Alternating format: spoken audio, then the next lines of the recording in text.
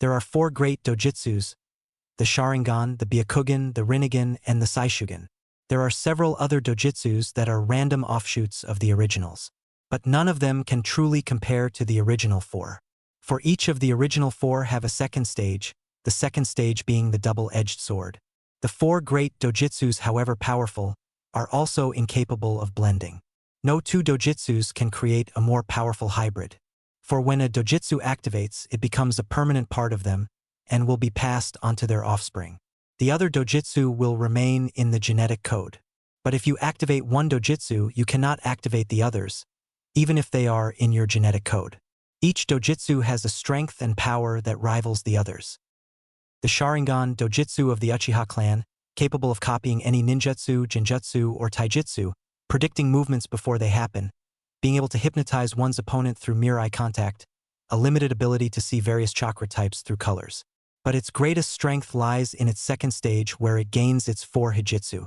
The Manjikyu Sharingan Eye, the epitome of the Sharingan cycle, capable of using the black flames of Amaterasu, the eternal illusion Tsukuyami, the unstoppable warrior Susanoo, and the raging vortex Kamui. But to gain the Manjikyu Sharingan, you must kill the one that means the most to you, whether it is your friend, sibling, parent, or lover. But when you gain the Manjikyu, its power will not last forever. Gaining the Manjikyu causes the user to slowly go blind. Using the Manjikyu even once will accelerate the process. The only one to ever find a way around this was Madara Uchiha. So desperate to keep the power of his almighty eyes, he murdered his younger brother and placed his brother's eyes in his own. His power remained, but he never went blind again, becoming the first Uchiha immortal. The Byakugan dojutsu of the Hyuga clan, capable of seeing chakra in all of its forms at a much higher level than the Sharingan. Seeing things at a telescopic vision, seeing through solid objects, and seeing around oneself at a near full 360 degrees. Like the Sharingan, the Byakugan's greatest strength lies in its second stage. The Reikon Byakugan, the epitome of the Byakugan cycle, capable of using the heavenly archangel, the punishing penance, and the hellish wrath. But to obtain the Reikon Byakugan, you must watch as the one closest to you dies. No matter whom it is, you must watch as the life leaves their eyes forever. Controlling the Reikon Byakugan is a difficult endeavor. Your personality becomes split into 4, the original personality, the heavenly personality, the punishing personality, and the hellish personality. Allowing any of them to gain control outside of one's consent would force the original personality to forever wander purgatory. But using the eye slowly causes the 4 personalities to become one, but becoming one causes the personalities to die and never be allowed to be reincarnated. The only way to avoid this is to defeat all 3 of the new personalities in one's own mind. Only one has ever achieved this. Her name was lost to history, but she did not want the Hyuga clan to ever control this power. She made sure that all future generations of Hyuga were cold and detached to prevent them from ever being close to anyone. The Rinnegan dojutsu of the Uzumaki clan, capable of using all of the elements, causing a corpse to be able to move again under the identity of the Rinnegan user, and allows one to create the 6 paths of Preta, Naraka, human, Deva, Asura, and animal. Each path having his or her, depends on the body that the Rinnegan user uses for those paths' own specialty, can also turn deceased animals into a form of summon. The deceased animal will change and warp to become a better tool for what it was intended for. Like all of the 4 great dojutsus, the Rinnegan has a more powerful second stage. The Akuma Rinnegan, the epitome of the Rinnegan cycle, capable of using the sub-elements including Hayaton, Mokuton, and Yoton, as well as all the other sub-elements. One can also actually place the original soul of someone and bring them back to life, whether it be in their old body or a new one. To obtain the Akuma Rinnegan, you must kill the person who despise the most, no matter who it is. The Akuma Rinnegan's power comes at a price, however. By gaining the Akuma Rinnegan, you no longer need to eat, drink, sleep, or do any other necessities of humans. But if you do not, then you slowly begin to wither away into nothing more than a crippled pile of flesh, waiting for someone to either kill you or await until your imminent demise. The only one to find a way around this was the Sage of 6 Paths. When he was near the crippling point, he reabsorbed the power of his 6 paths, no longer being crippled, but being in the perfect body for one his age. He had only one child, but he wanted to make sure that the knowledge of how to gain the second level was lost to time. He left knowledge of only the Rinnegan, not the Akuma Rinnegan. His last surviving remnants were Kushina Uzumaki and Nagato Uzumaki. The Saishugan dojutsu of the Namikaze clan, capable of using pure chakra to a much higher extent than a regular shinobi. They usually become incapable of using any element outside of their natural affinities. It can force chakra to take different forms, ranging from that of a shield, a sword, or even a seal. A Saishugen is also capable of recognizing and breaking down seals so long as chakra has been applied to said seal. All shinobi are capable of using pure chakra like one would use a sword or kunai, but with the Saishugen it becomes second nature to them. Just like the rest of the 4 great dojutsus, the Saishugen has a second stage, the Kurai Saishugen. The Kurai Saishugen has the ability to instantly cast seals that have been broken down by the eye, can fire raw blasts of pure chakra with little effort, capable of manipulating the chakra within a jutsu that has already been cast, and warp the energy around oneself to a minimal degree. To awaken this stage, you must watch the person you despise most die. Watch as the last trace of life exits their body. The curse of this stage is that you are forever condemned to remember the faces of everyone you have killed or seen die, haunting your nightmares forever. To forget these haunting memories and prevent yourself from going insane, you must learn to let go of the past and find solace. One who succeeded in this endeavor was Minato Namikaze, the last of the Namikaze clan. Minato Namikaze created 2 extremely destructive techniques thanks to his Saishugen, one that only another Saishugen wielder could hope to use. He created the Hiraishin for his family's personal technique, and the Rasengan, that only his sensei was able to master without the Saishugen. Minato Namikaze, son of Neutra Namikaze and Hitomi Hyuga. His father was the last Namikaze, but refused to marry someone for anything but love, even if it meant the permanent destruction of his bloodline. He fell in love with Hitomi Hyuga of the branch family. Their child grew up an orphan because they died fighting in the Second Shinobi War, dying in the other's arms. Minato Namikaze activated his father's bloodline, but refused to marry for anything but love, for the same reasons as his father. He fell in love and married Kushina Uzumaki, the last of the Uzumaki clan. Kushina Uzumaki, daughter of Madara Uchiha and Kazari Uzumaki. Kushina was a child born from rape. After her father had been exiled from Konoha, he went to Whirlpool to start anew. He was so enveloped by rage that when a woman, Kazari Uzumaki, asked if there was anything she could do to help him, he broke her arms and legs before he raped her. When Kushina was born, her mother died in childbirth. Kushina never was able to activate either of her dojutsu. As the clan heiress, she was never put into life or death situations. She didn't know anything about her father until he came to find the child he knew was born there. When she discovered how she was born, she was enraged and disgusted. She used the skills she learned as an Uzumaki and sliced out her father's left eye. Her father wiped out Whirlpool and the Uzumaki clan, leaving only her alive. But before he left, he placed a seal on her. She could pass on her dojutsu, but she would never activate them. Only a Manjikyu Sharingan, wielded by a seal master, could ever remove the seal. She went to Konoha, where she fell in love with and married Minato Namikaze. The two were on the same genin team. They were unstoppable together. They made friends with the clan heirs. Kushina would talk and hang with every one of her classmates, but Kushina absolutely refused to go near Fugaku Uchiha. All she saw in Fugaku was Uchiha. She did not realize that Fugaku was nothing like Madara.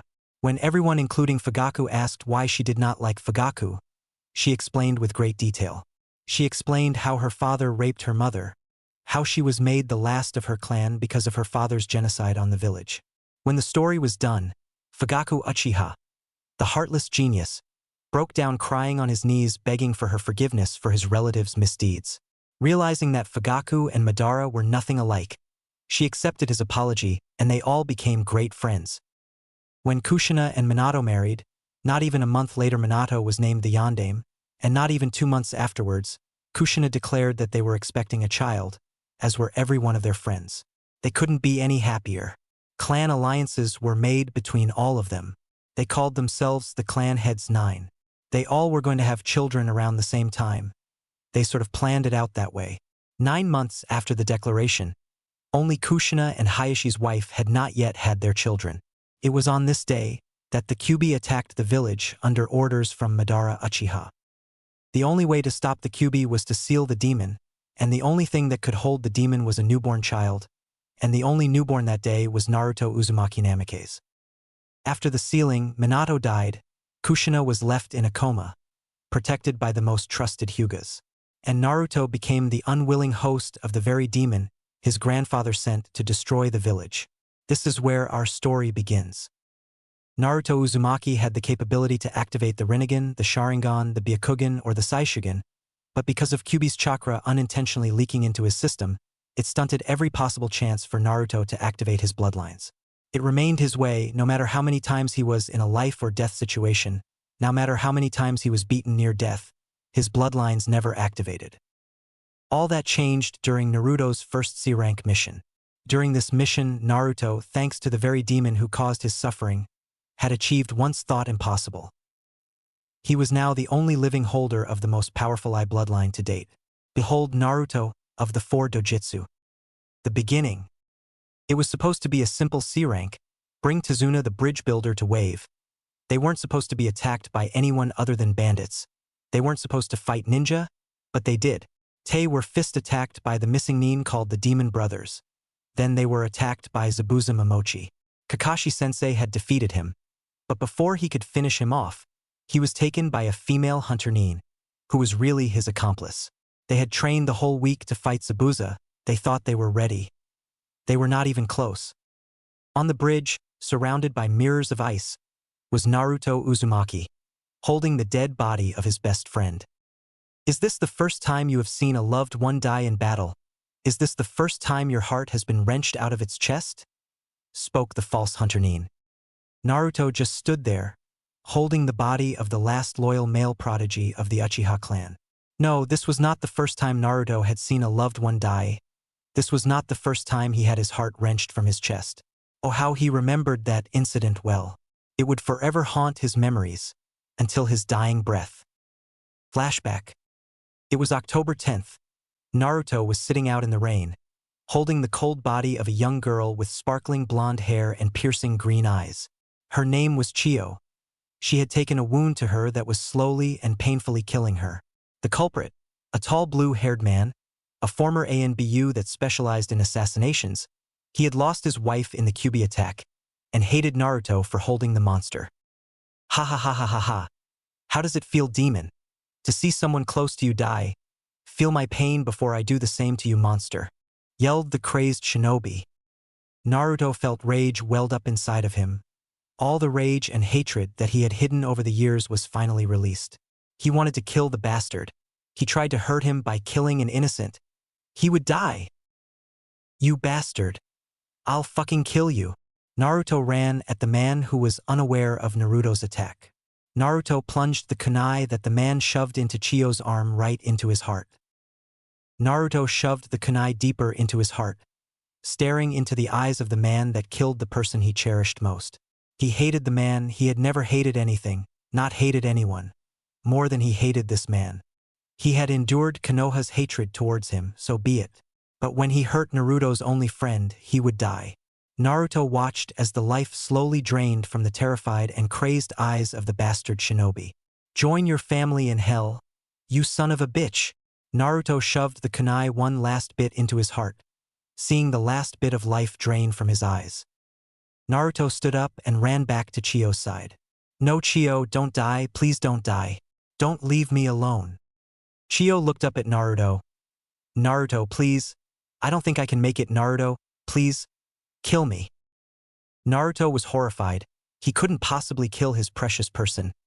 Chiyo, please don't ask me to do that. We can still. Naruto. I'm dying. Please end this pain for me. Please. Naruto couldn't believe what Chiyo was asking him to do. But she was in pain, he couldn't stand that. So with great reluctance he raised the blood-stained kunai, Kami-sama, forgive me, and plunged it into her heart to give her a quick death. Naruto-kun. Naruto turned to see Chiyo's beautiful green eyes, seeing the life drain from them. Let me look into your eyes. Let me have the sight of our eyes be the last thing I see. Naruto never turned away, granting Chiyo her final wish. He watched as the life drained from his most cherished person, the one he had killed, to end her pain. Naruto swung his head back and roared to the thunderclouds as the rain pelted his tear-stained face. Nu! The lightning crashed around them as he roared in despair. Naruto, at 11 years old, would never forget what he had done. It would haunt his nightmares. forever. Flashback Kai. And now here he was, holding his precious person, just as he had held Chio not even a year ago. He could feel the white-hot tears flowing down his face as the red chakra bubbled around him. He could feel the cold, lifeless body of his self-adopted brother and rival. How he wanted to have the power to hurt the damn hunter bitch. How he wanted her to suffer for killing his brother. Little did he know, at that very time, the very demon that caused the damn villagers to hate him so much was granting his wish. Mindscape, same time. Kyubi, the heiress of the Kitsunes and the most powerful demon outside of the Kitsune clan leaders, was disgusted. She had been imprisoned in the boy for over 12 years. When she woke up not even minutes ago, she looked at her host's life. She saw every beating that he had endured because that thrice-damned Uchiha had forced her to attack a village that she held no quarrel with. They condemn a child for something he did not control, all because of me.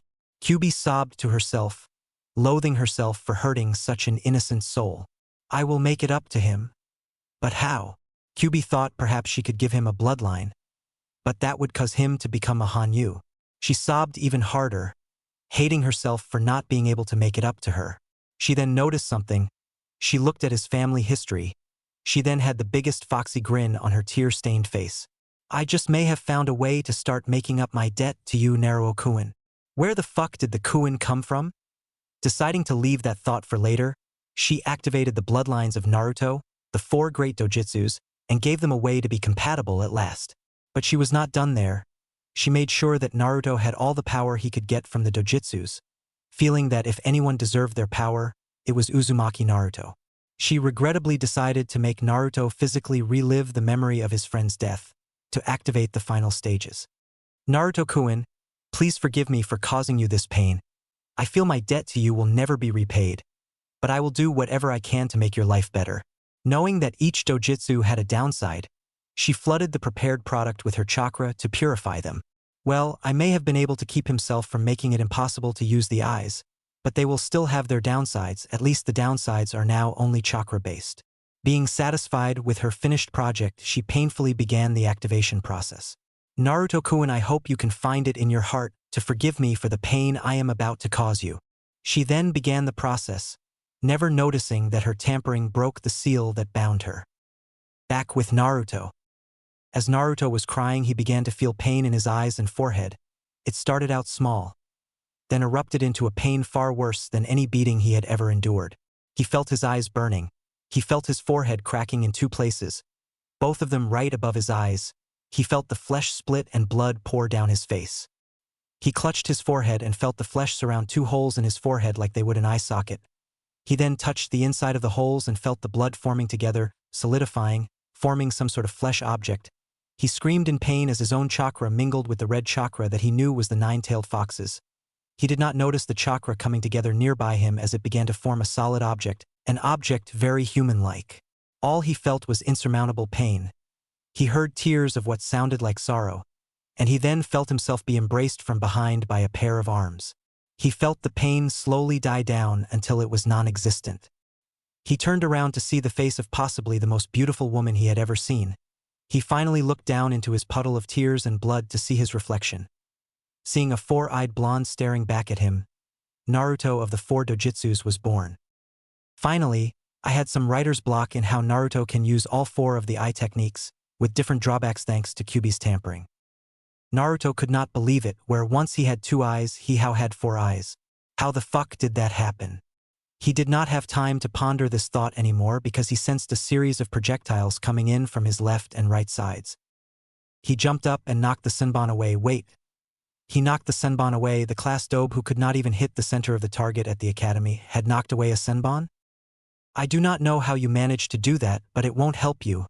I will fulfill my purpose to Zabuza-sama. Haku then placed her hand in a half-Tora seal and sent hundreds of ice needles in Naruto's direction. Seeing no way to dodge, he hunkered down and waited for the onslaught. It never came. He looked up to see a young redhead, probably only a year older than him. Her body was riddled with the needles that had almost hit him. You bitch! Naruto felt his rage boil. He turned to the one known as Haku, but before he could move a single inch, the ice in the mirrors shattered. What the fuck just happened? Naruto could not be any more confused. First he blocks a bunch of senbon before he even sees them, then he apparently shattered a Kekii Genkai just by looking at the user. What's next? Black flames from his eye. How the hell did I do that? With Kakashi and Zabuza. They had both seen what Naruto did. Kakashi was wondering what Naruto could possibly have done to shatter a Kekii Genkai. Zabuza was incredibly confused. How did this Gaki defeat his daughter's Kekii Genkai? They stared at Naruto until he looked up in their direction. When they saw his face, they were creeped out and amazed. Naruto now had 4 eyes, each one was different. In Naruto's eyes were the 4 great dojutsu, in the eye above his original right eye was the Sharingan, in the eye below his Sharingan was the Saishugan, his original left eye was now the white of the Byakugan, and the eye above his Byakugan.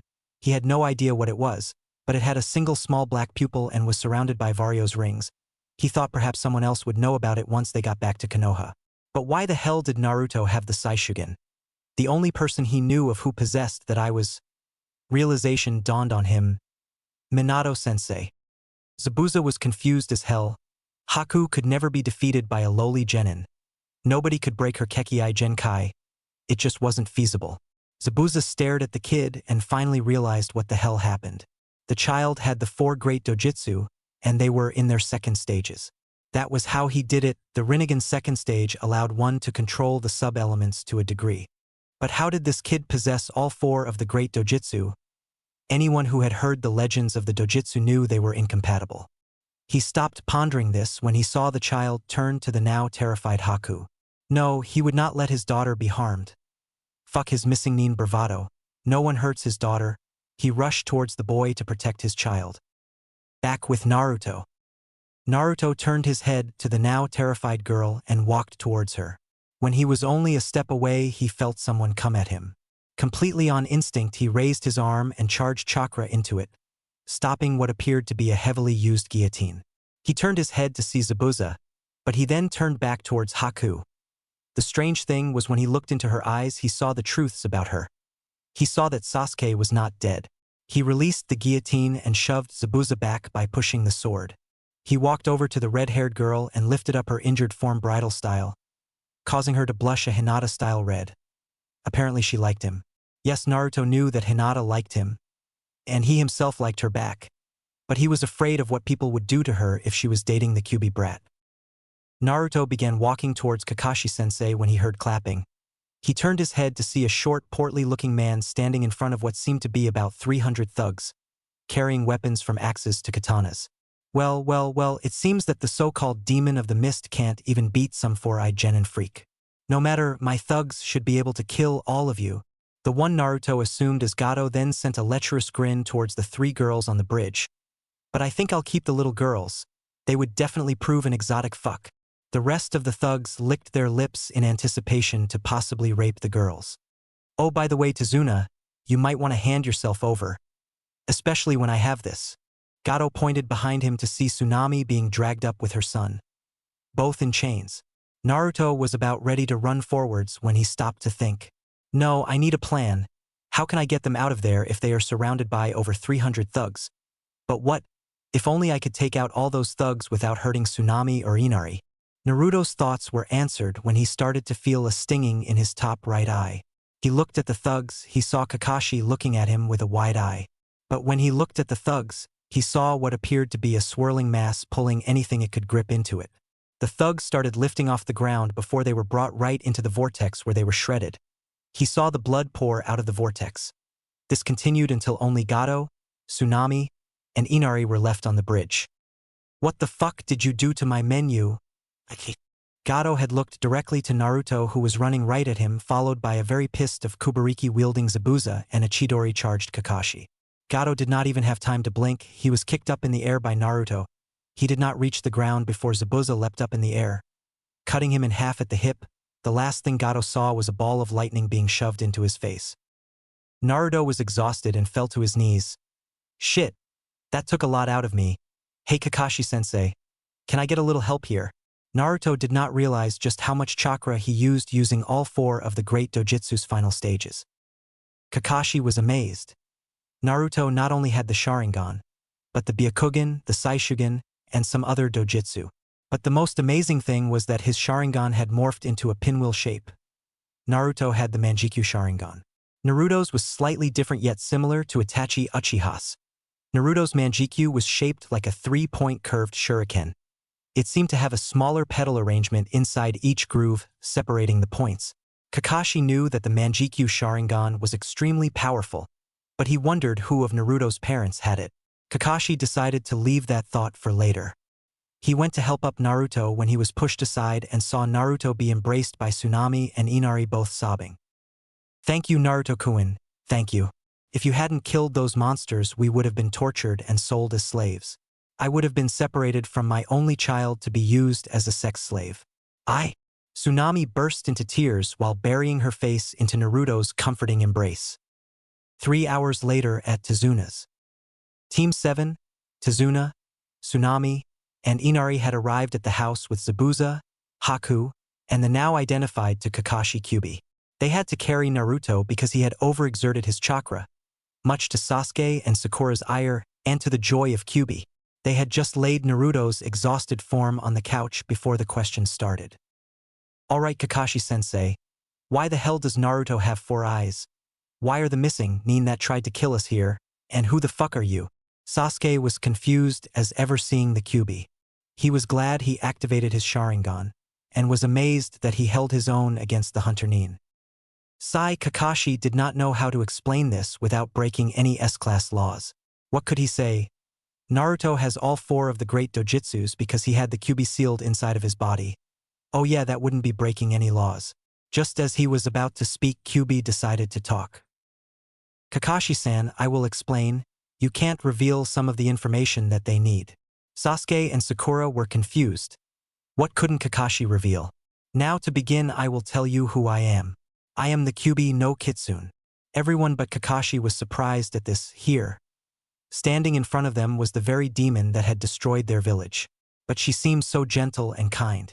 "I am sorry for what I did over 12 years ago. I was not myself. An Uchiha by the name of Madara. He used the power of the eternal Manjikyu to gain temporary control of me and forced me to attack the village. I was imprisoned inside Naruto by your yandame. I never wanted to attack the village. I woke up after 12 years and viewed my host's life. How can humans treat their young so horribly? He was beaten to death on his 5th birthday. How can they be so cruel?" Kyuubi was sobbing with her face in her hands. Tsunami was trying her best to comfort her. Sasuke and Sakura were appalled. If Naruto was treated that badly, then why weren't there any scars? "Kakashi, if what she says is true, why aren't there any scars?" questioned Tezuna, appalled that someone could do something so despicable to a child. "The reason Naruto wears that jumpsuit is because it was layered with hundreds of genjutsu seals that never fade thanks to the special cloth in it. Naruto has scars covering every part of his body. He has been beaten by most of Konoha's population." Sasuke and Sakura were appalled. Naruto endured that. They went to Naruto's sleeping form and removed his bright orange jumpsuit. When they finished removing it, a shimmer went across Naruto's sleeping form to show hundreds of scars covering his whole body. Where Naruto's whisker marks were, there was a large scar in each place, carved in by a sharpened kunai knife. They looked at Naruto's chest to see a diagonal scar leading from the top of his left shoulder to right below his hip. They also saw burn marks that seemed to come from Keton Jutsu. Most of the burns were just rough skin now, but when they turned Naruto onto his back, it looked like he had the Kyuubi no Kitsune carved into his back with white-hot kunai knives.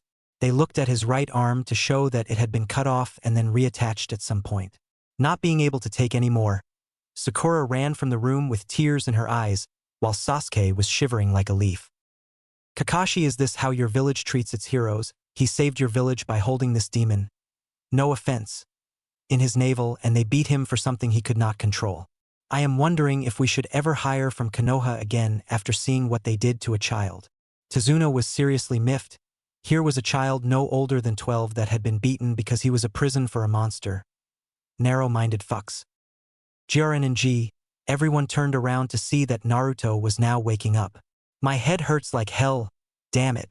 Sakura and Sasuke were staring at Naruto, and Haku was wearing a blush seeing Naruto's well-toned chest. "Why are you guys staring at me?" Sakura handed him a mirror. "Thanks, Sakura-san." Naruto looked into the mirror to see 4 eyes staring back at him. "I thought that was a dream." Naruto was now hyperventilating. Tsunami ran across the room and started rubbing her hand on his back, trying to calm him down. What the fuck happened to me? Naruto was saying his words in between breaths. Kyubi came forward and began to explain. As soon as the explanation was done, Naruto looked into Kyubi's eyes. He saw she was not lying. I forgive you. Then Naruto asked the question that everyone was wondering. Why the hell do I have 4 eyes? Everyone looked at Kyubi, who had on an uncomfortable grin. She then told everyone how she went through his DNA and found a way for the dojutsus to be compatible, as well as the fact his second stage now only caused the major downsides if he overexerted his chakra or used what was left of Kyubi's that was still in her body. At the end of it, Naruto did a very Hinata-like feint. Thump! Kyubi looked from Naruto to the rest of the group and broke out in a huge grin. I think he took that rather well. Everyone's sweat dropped at the fact that the Kyubi was little different than a teenager. They left the room to get to bed. But late that night, Kyubi and Haku stalked downstairs to sleep on either side of the now 4-eyed Uzumaki. Note that Naruto will not have the drawbacks of the original, but there will be others with the second stage of the dojutsu. Naruto will have to help them get through their second stage. Look at poll to vote on the last 5 girls in the harem. I finally managed to get the poll on my profile. Please go to poll for choosing of Kyubi's name. Naruto woke up feeling well rested, but his head was still splitting. He would definitely have to figure out some way to use his new dojutsus without overdoing it. He was going to have a hard time finding an eye to hide them though. He could only imagine the villagers' reactions. Oh god, the demon shows its true colors. Let's kill him instead of understanding him while praising the man who made his life hell. Yeah, that would likely happen if he did not figure out some way to present this to the council. Unfortunately, without any living relatives, there was no way he could prove it. Little did Naruto know that the woman, who gave him life, was awaking from her 12-year coma. Heavily guarded Hyuga Hospital. Kushina Uzumaki was now waking up and opening her eyes after 12 years of hibernation due to birth stress. She did not know how long she was asleep. She thought she was asleep for a few days. I wonder where Minato-koi is. I can't believe I have been asleep for the past few days. She had thoughts of hugging her husband, hugging her child. Oh my god, Naruto, who has been breastfeeding him, I have to find. Her yelling was cut off when the door to her room opened with a shaky-looking man around his 40s, and he greatly resembled Hayashi. Hi, I just need to get out of here. Do you know where my son is? He was born a few days ago and I was wondering if... Could you please stop staring at me, it's kind... Kushina! The old man jumped at her and enveloped her in a bone-crushing hug. Whoa there, old-timer. I don't swing that way. Kushina was confused. This old guy knew her and seemed relieved to see her.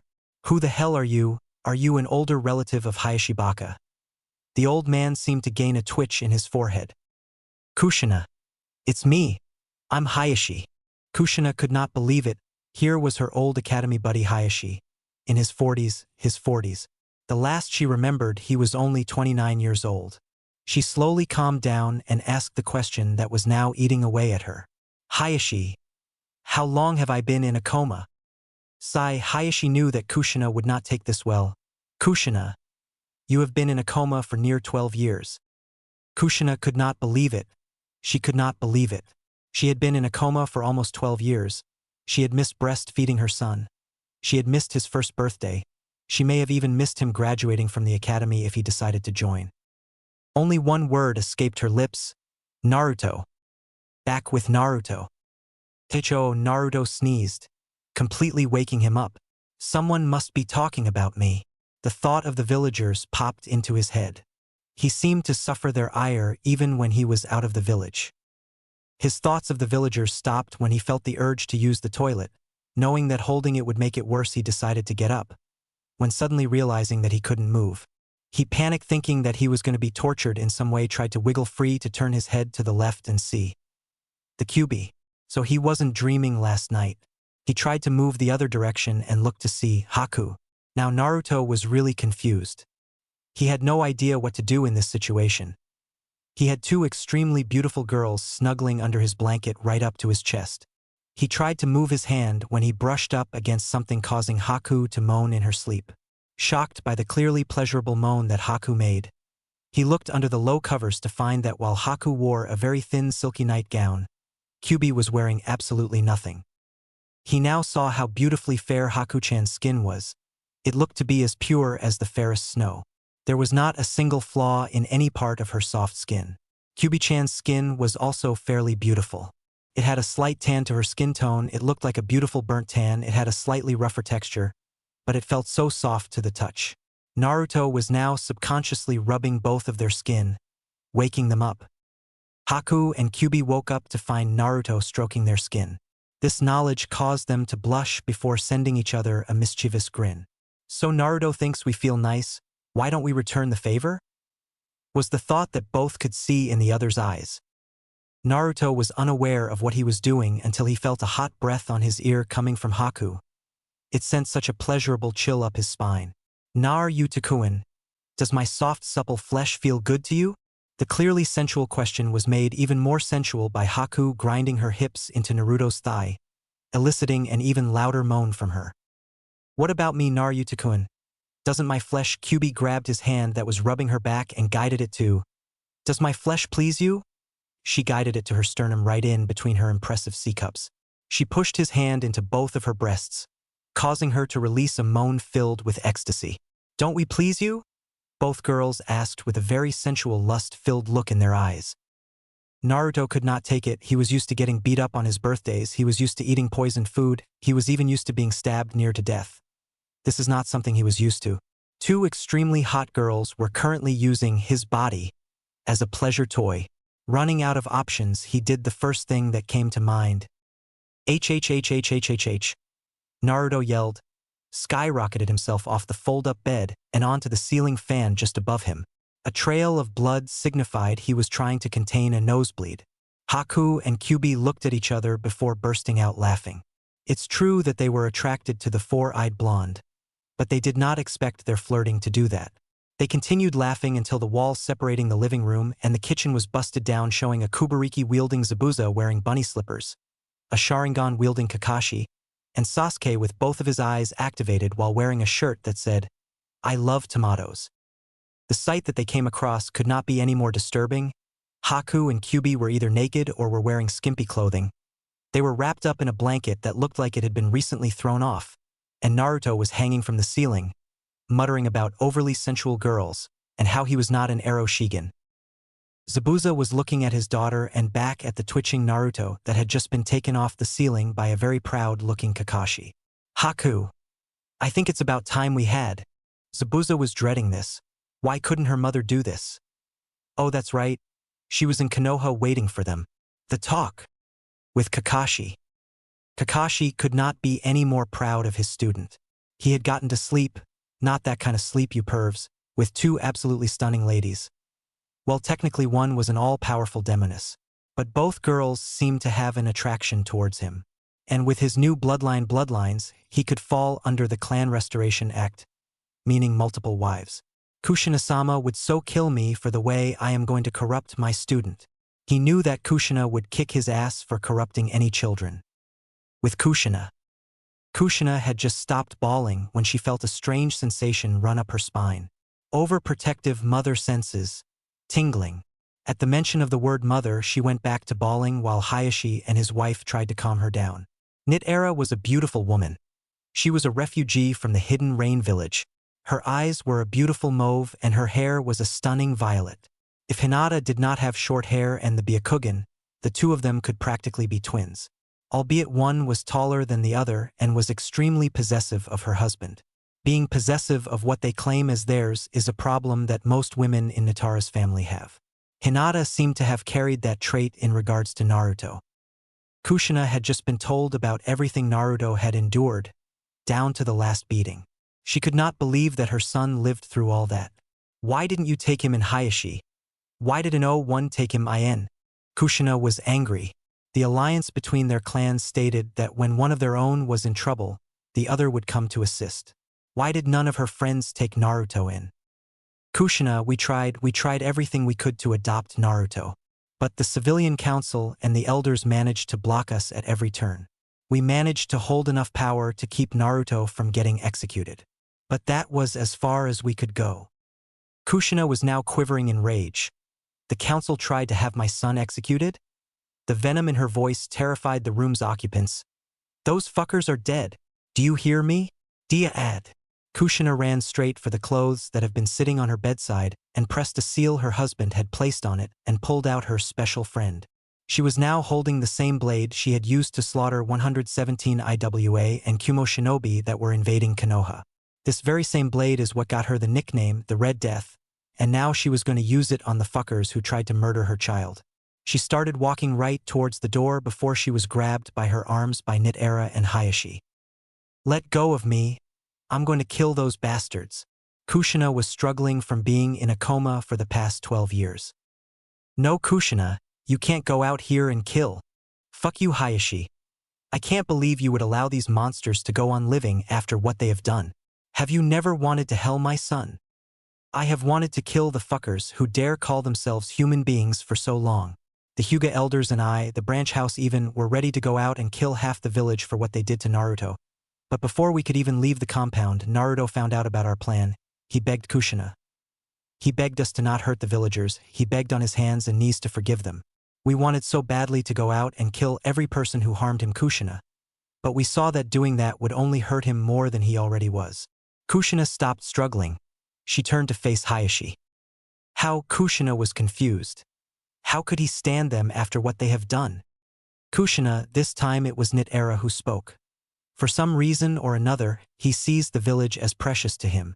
He often talks about how great his family must be, but he sometimes wonders if they abandoned him.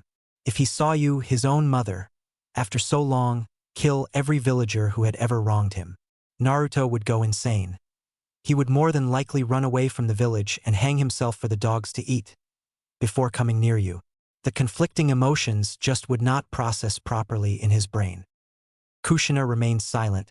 She was right. If her child saw her do such a thing, his own mother, killing anyone he viewed as precious, he would kill himself to relieve him of his mental torment. Kushina broke into tears, thinking that she had failed as a mother in every way. Back with Naruto. Kakashi-sensei had just finished giving him the talk. Did sensei really have to use his damn perverted book for reference? He saw Haku walk out of the room with Zabuza before she started blushing tomato red at the sight of Naruto. Naruto was not faring much better. He could not even look in Kyubi, Sakura's, Tsunami's, or Haku's directions without having to cover his nose to stifle a nosebleed. He walked into his room and decided to check out his wardrobe. He was still wearing the same Kill Me orange jumpsuit. He loved the jumpsuit, not because it was orange, but because it was the first and only gift he had ever received. He knew it was from Kurinai and Anko. The two of them always were looking out for him when he was a child. He knew that they thought he was cute. Every time he looked into their eyes, he saw a weird sparkle. The same time he saw, in Hinata-chan's eyes, the realization hit him: the Genjutsu Ice Queen and the Snake Mistress loved Naruto. But why? With Kurinai and Anko. Sacho, both of the beauties sitting at the table, sneezed. Whoa, someone must be talking about us, was Kurinai's reply. I wonder if it's Naruto-kun though.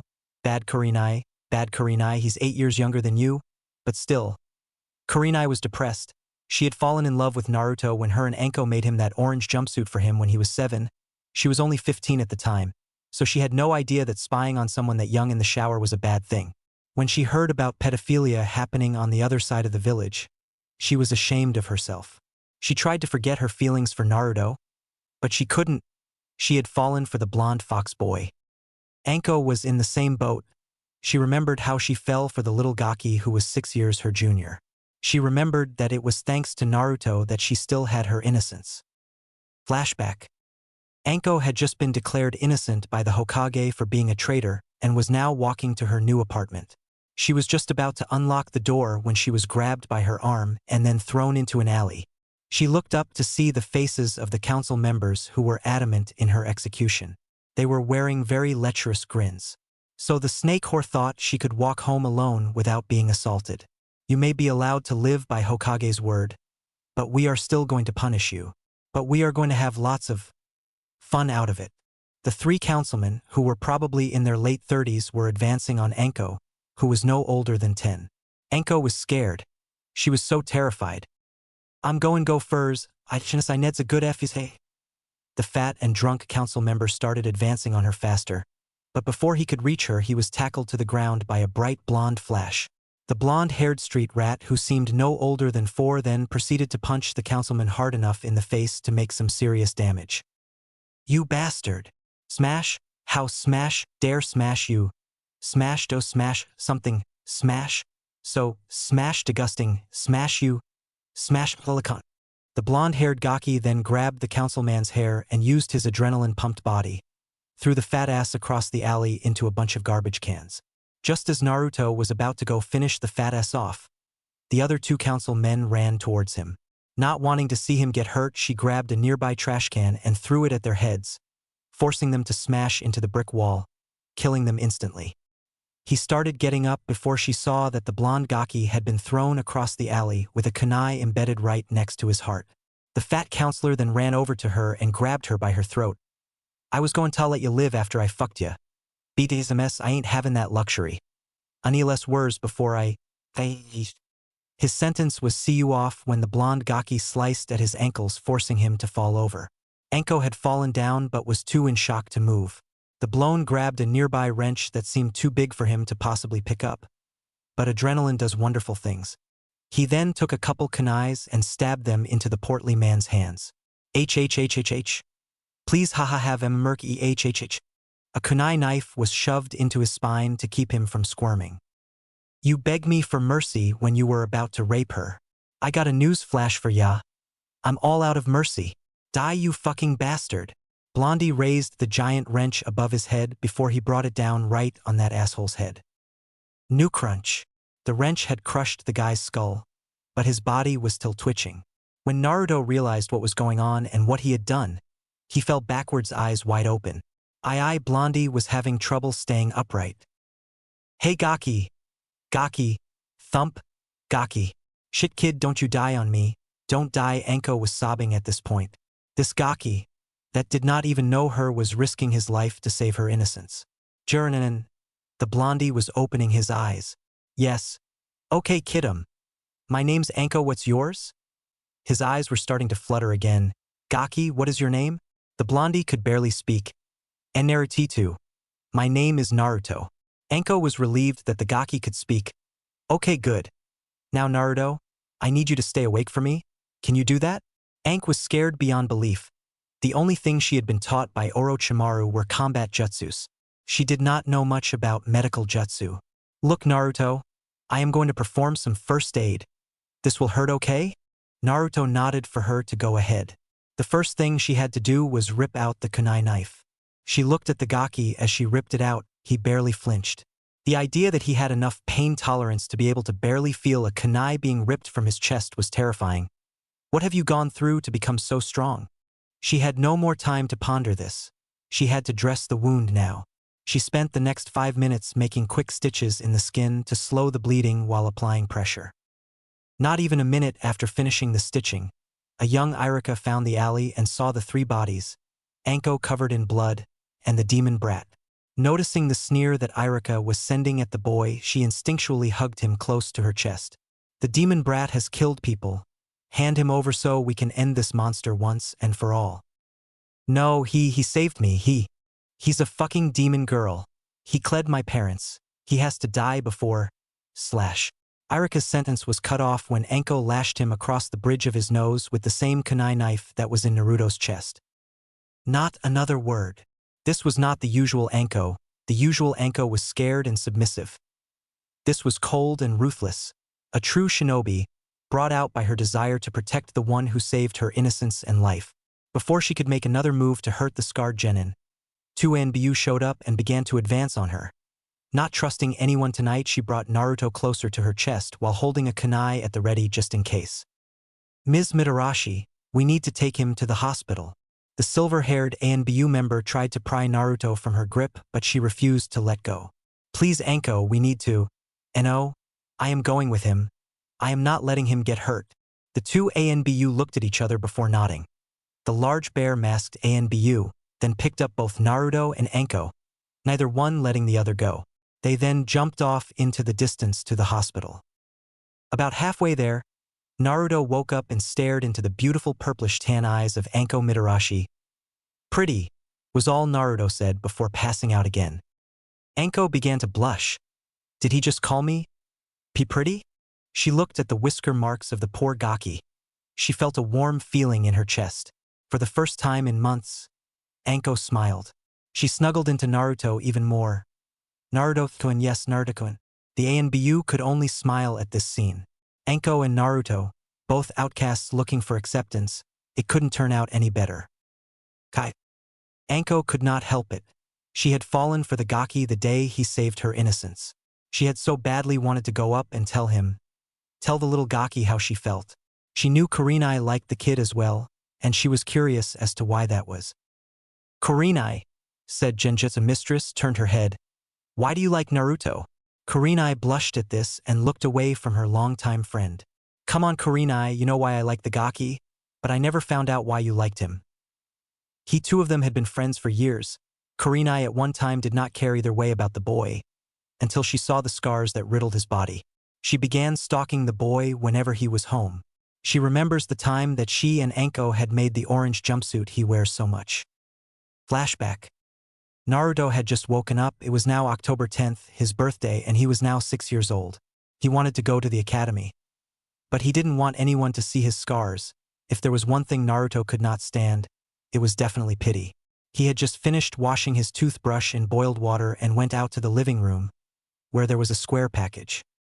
Outside Naruto's window was Kurenai Yuhi and Anko Mitarashi. They knew that the Gaki did not have any skills in Genjutsu. So Anko made a specialized jumpsuit out of a lightweight, durable fabric, while Kurenai applied everlasting Genjutsu seals. They had made the jumpsuit and placed it in the middle of his living room inside a square cardboard box.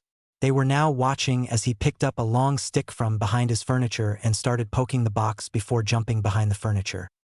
Wow, Anko, when you said this kid was paranoid, you were not kidding.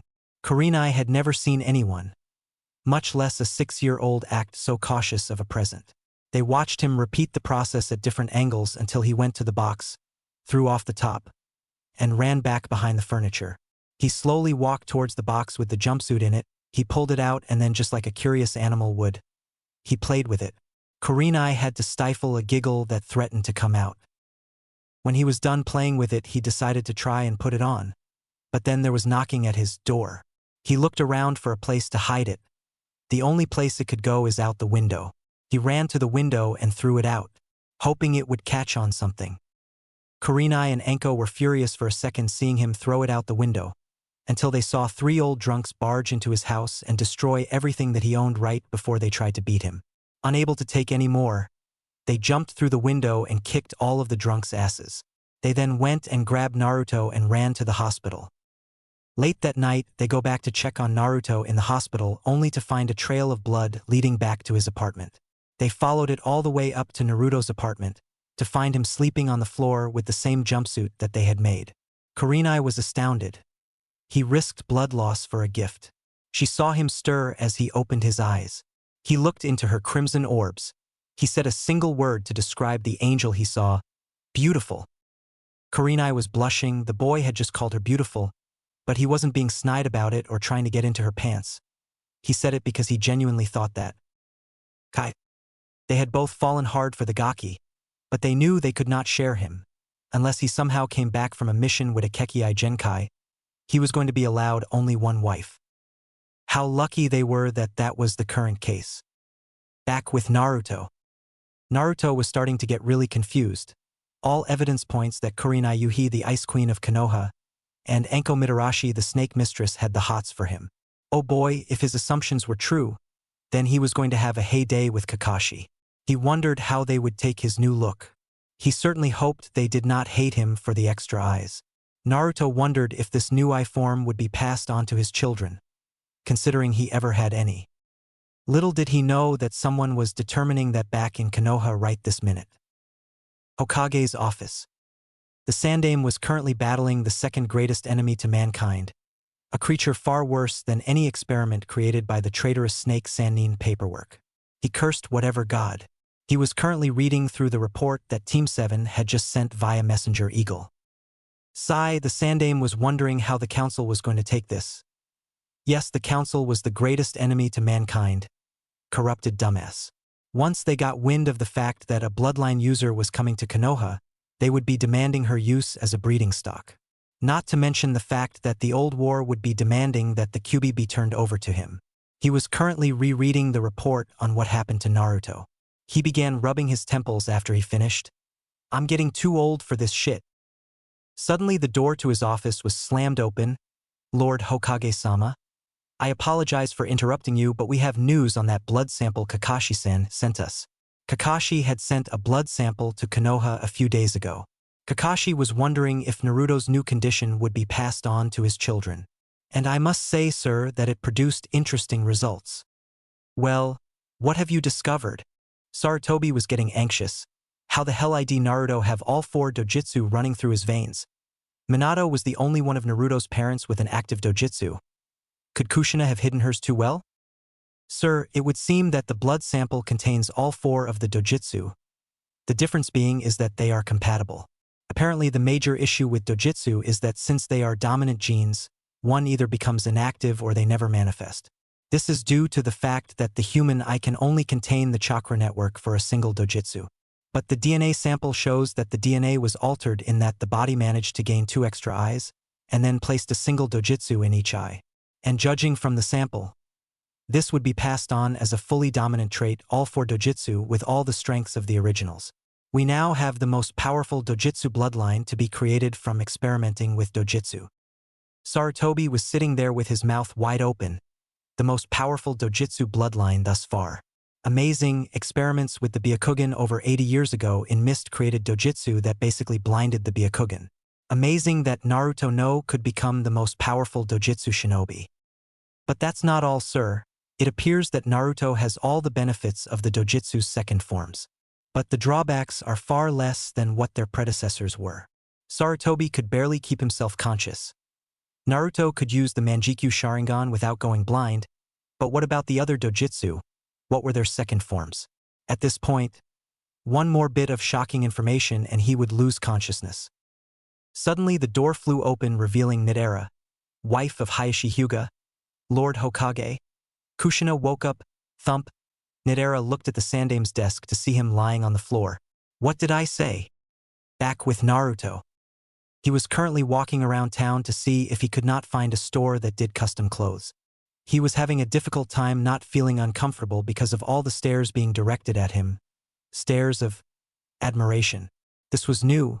Usually people were staring at him with hate-filled eyes. Finally he found a shop that made clothes and gear. He walked inside to see various cloths. Anything you could find from silk to leather to cotton. He was now looking at a high-density fiber when someone tapped him on the shoulder. He spun around to see a man by the age of about 30 looking at him. What can I help you with, Sonny? We make custom clothes here. So if you can just tell me what you want and how much I can set something up for you. The man had an aura around him that Naruto calmed down around aura. Shit, Naruto had to ask Kyuubi-chan about. Chan? Yeah. I was wondering if I could get this made. Naruto pulled out a sketch pad that had a drawing of a few sets of clothes. I would like 3 pairs of each. The materials I would like them made out of are on the page behind it.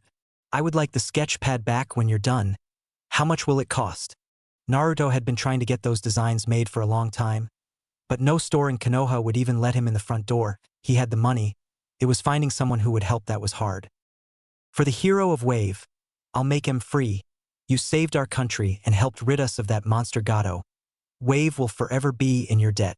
The man gave a low bow as if Naruto were his master.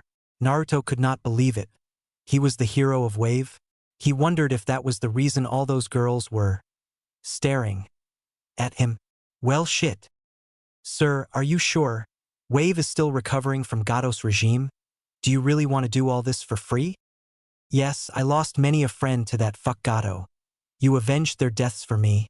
For that I am grateful. Giving you free clothes is the least I can do for you. As soon as Naruto handed him the designs, the man ran to the back to begin making them. Naruto then began walking through town until he found an old weapons shop. He decided that kunai knives weren't exactly the best weapon for other ranges of combat besides throwing. He went inside to find one of the most amazing assortments of weapons he had ever seen. He could only imagine what that girl who runs the weapon shop that he usually buys fro would do if she saw this place. On one shelf there were beautifully designed axes that could probably cut someone in half. On another shelf were staffs that could probably break someone's bones. He kept on looking around until he stopped at a door. Something seemed to call to him. He walked inside the door and found a completely new arrangement. Here were beautifully ornamented weapons that echoed a call of power. But only one weapon caught his eye. It was a beautiful curved sword. The handle curved towards the front, the pommel only covered one side. But the blade looked as if it was made of water. Yet the blade had a solid form. The blue that was the blade had odd ornamental designs all over it. Think water sword from Prince of Persia warrior within. He reached for it, it was calling to him. Just as he was ready to pick up the blade. And oh, don't touch it! But it was too late. Naruto had grabbed his sword. Nothing happened, but the sword felt right in his hands. The man was shocked. No one had ever been able to pick up that sword. Every other person had their arms sliced to bits by a whirlpool created by the blade. Sir, what is your name? If this child was who he thought he was, then the blade in fact was his. My name is Naruto Uzumaki. The man gasped, and Uzumaki yet lived. He had spent years in this country, waiting, hoping that an Uzumaki was still alive. Why do you ask, sir? My name is Toshiro Kusagana. My family originated in Whirlpool. We were the greatest weapon makers in all of the lands. The sword you hold was the product of my clan and yours, our arts in sword making, and the Uzumaki ability to use the elements. Only a member of the Uzumaki clan can use it though. My clan can hold the weapon, but the weapon is impossible for our clan to use. After Whirlpool's destruction, a few members of my clan left to Konoha. The last Uzumaki also went to Konoha. We were all so young, and we saw our whole village slaughtered by a monster. What destroyed your village, if I may ask? Naruto wanted to know what thing had the power to destroy the village that his family came from. He turned around to face the man. Well, it was Wa. The man jumped back and ponted at Naruto. Tich that eye. He was ponting to Naruto's Sharingan. Naruto was trying to deactivate it, but he had no knowledge of what Kyuubi did to give him the dojutsu in the first place. What, my Sharingan? Why are you so scared of it? Because the one who destroyed our village, the one who raped the Uzumaki clan head, the one who killed all the Uzumakis leaving only his daughter alive, was Madara Uchiha. And if my assumptions are correct considering you wear a Konoha headband on your arm, your grandfather. Naruto was shocked. Was he really related to that man? And Madara Uchiha was a monster given human flesh. Was he really the son of one born from rape? Was he really the grandchild of the same man who forced Kyuubi-chan to attack his village? If he in fact was the grandchild of that monster, he would see to it that Madara Uchiha was destroyed. Once and for all. If I am related to him, can I ask you something? Who was his daughter? His daughter was the most dangerous member of the Uzumaki clan. She was only 9, but she managed to fight Madara Uchiha and remove one of his eyes. I only hope she is still alive. A question of my own, why do you have 4 eyes? Naruto then proceeded to tell him what happened. When the story was done, the man decided he would come to Konoha, if only to honor the alliance their clans possessed. Naruto was walking around town looking for a ramen stand. Ramen. He remembers when he first tried it. Ayame was such a sweet girl. She always stared at him while he was eating. It was certainly not uncommon for girls to stare at his whisker marks. He wondered what she was thinking right now. With Ayame. Ayame had just sneezed. I wonder who's talking about me. Maybe it's... No, it couldn't be Naruto. Ayame had a little crush on the blonde Gaki. She was 3 years his senior and she was falling for him hard. She fell for him about a month after she found him in an alley. Flashback. Ayame and her father were walking back to their shop. It was currently snowing. Ayame was only carrying a few bags while her father was lugging the cart that held the materials for the ramen. Ayame was only 8. She had no friends since she spent most if not all of her time working in the ramen stand since her mother died. He was walking past an alley when she heard a trash can fall over. She turned and looked to find a boy no older than 5 wearing only rags, huddled up in a pile of snow. Daddy, there's a boy here in the snow. Come quick. Her father ran to her side. They were only about 20 feet until they reached their stand, so he left the cart unchecked. When he got to where his daughter was, he had the most horrified face she had seen him ever wear. Ayame, run to the stand and unlock the doors. I'll carry him inside. Ayame did as her father said and ran to the stand. When she opened the door, she turned on the heat, knowing the little boy would be freezing. Her father came in seconds later and placed him on the couch. "Daddy, why was the little boy in the snow with no clothes on? Won't his mom and dad be upset?" Ayame did not know that the boy was an orphan, nor did she realize that he had been beaten and left in the middle of an alley to die.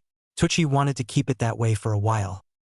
Jirananen, the little boy, was waking up and began to open his eyes. Ayame and Tucci got closer to the boy to make sure he was okay. When he opened his eyes, he blinked them twice and then, hhh. He jumped off the couch and ran under the table, shaking like a leaf, mostly out of fear. Ayame had never seen a boy so hurt before. He was only 3 years younger than her, and he looked like he had been beaten repeatedly. "Daddy, why does that boy look like he has been beaten? He isn't even old enough to defend himself." Her father took her into another room and explained everything to her. When her father was done, she ran to the little boy, grabbed him out from under the table, and hugged him to her chest. Naruto was terrified. The little girl grabbed him and was now squeezing him. "She's trying to choke me to death. Let me go." No, Ayame was trying her best to show the boy affection. "Let me go." Naruto was sobbing. He was so afraid.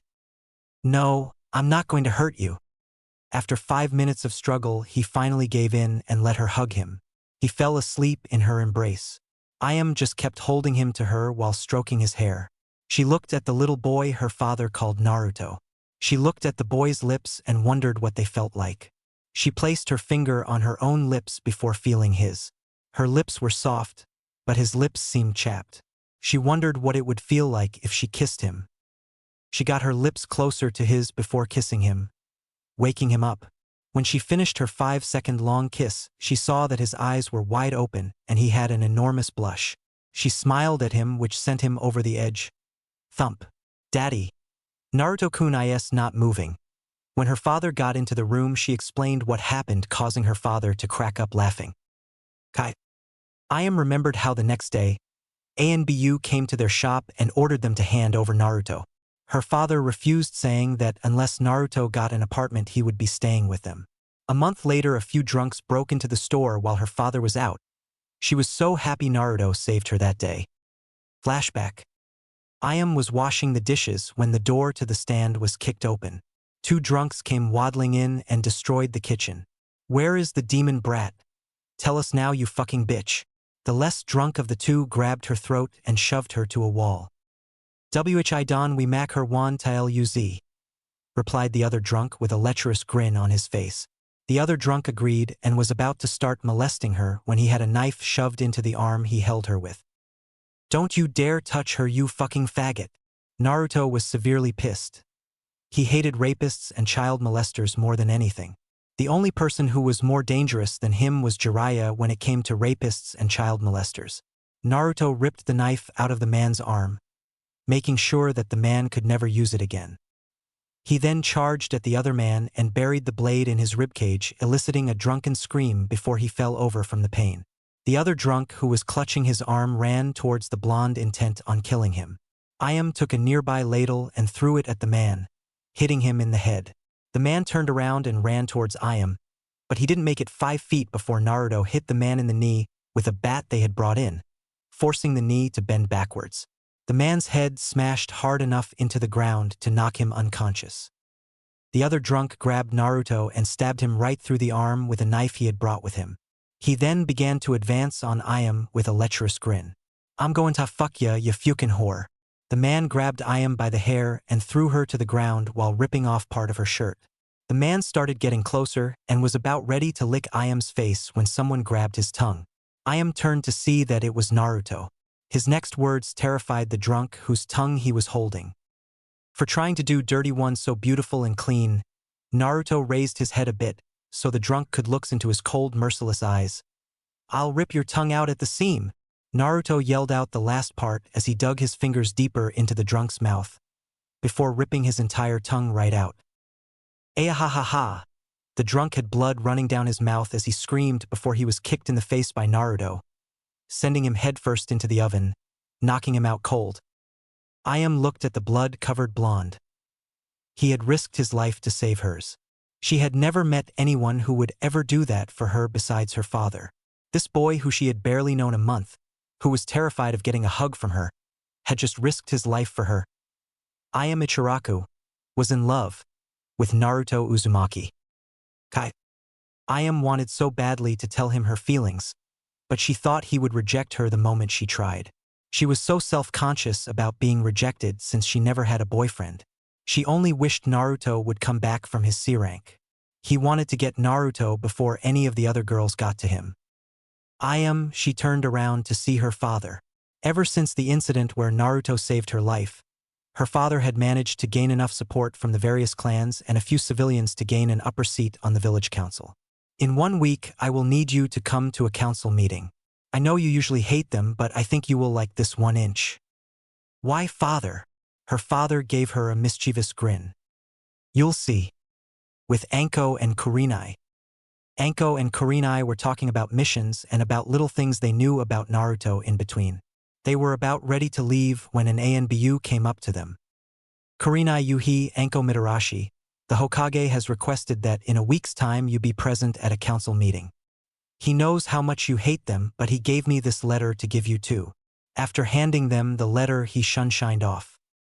Kurinai and Anko looked at each other before looking at the letter. They both opened the letter and began reading. After finishing, they jumped up in the air, hugging each other in a fangirl squeal. The letter dropped to the ground, revealing its contents. Dear Anko and Kurinai, I realize how much both of you like Naruto, but neither of you will make a move on him for fear that you will hurt each other. Luckily, we have a solution to this problem. Naruto has a new bloodline. I expect to see both of you in the council meeting at week's end. Sincerely, Sarutobi. P.S. Do not rape Naruto when he walks through the gates. Hinata's room. Hinata was currently holding her Naruto plushie that she had made from stealing a bit of Naruto's hair. Okay, she stole about half the hair on his head. Hinata was absolutely in love with Naruto. Ever since she started the academy and she saw how much he struggled and how far he was willing to go to succeed. Her love was final when she had fallen and cut open her knee and Naruto came and tore off part of his t-shirt to bandage it. When he finished bandaging it, he kissed it better. She continuously stalked Naruto, even when he was in the showers.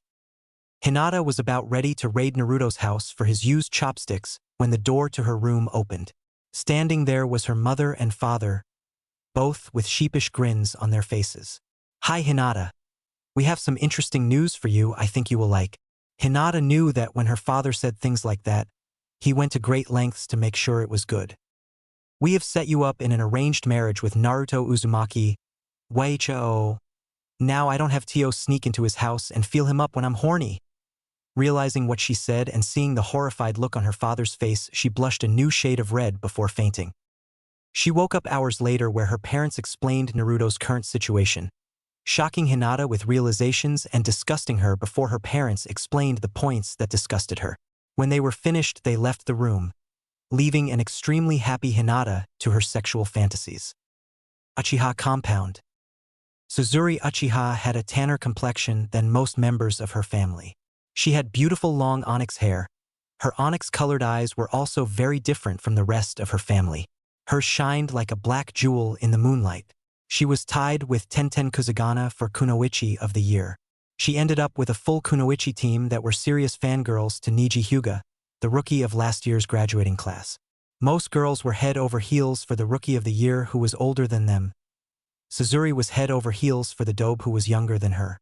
He fell in love with him the moment she saw his face and determined sky-blue eyes.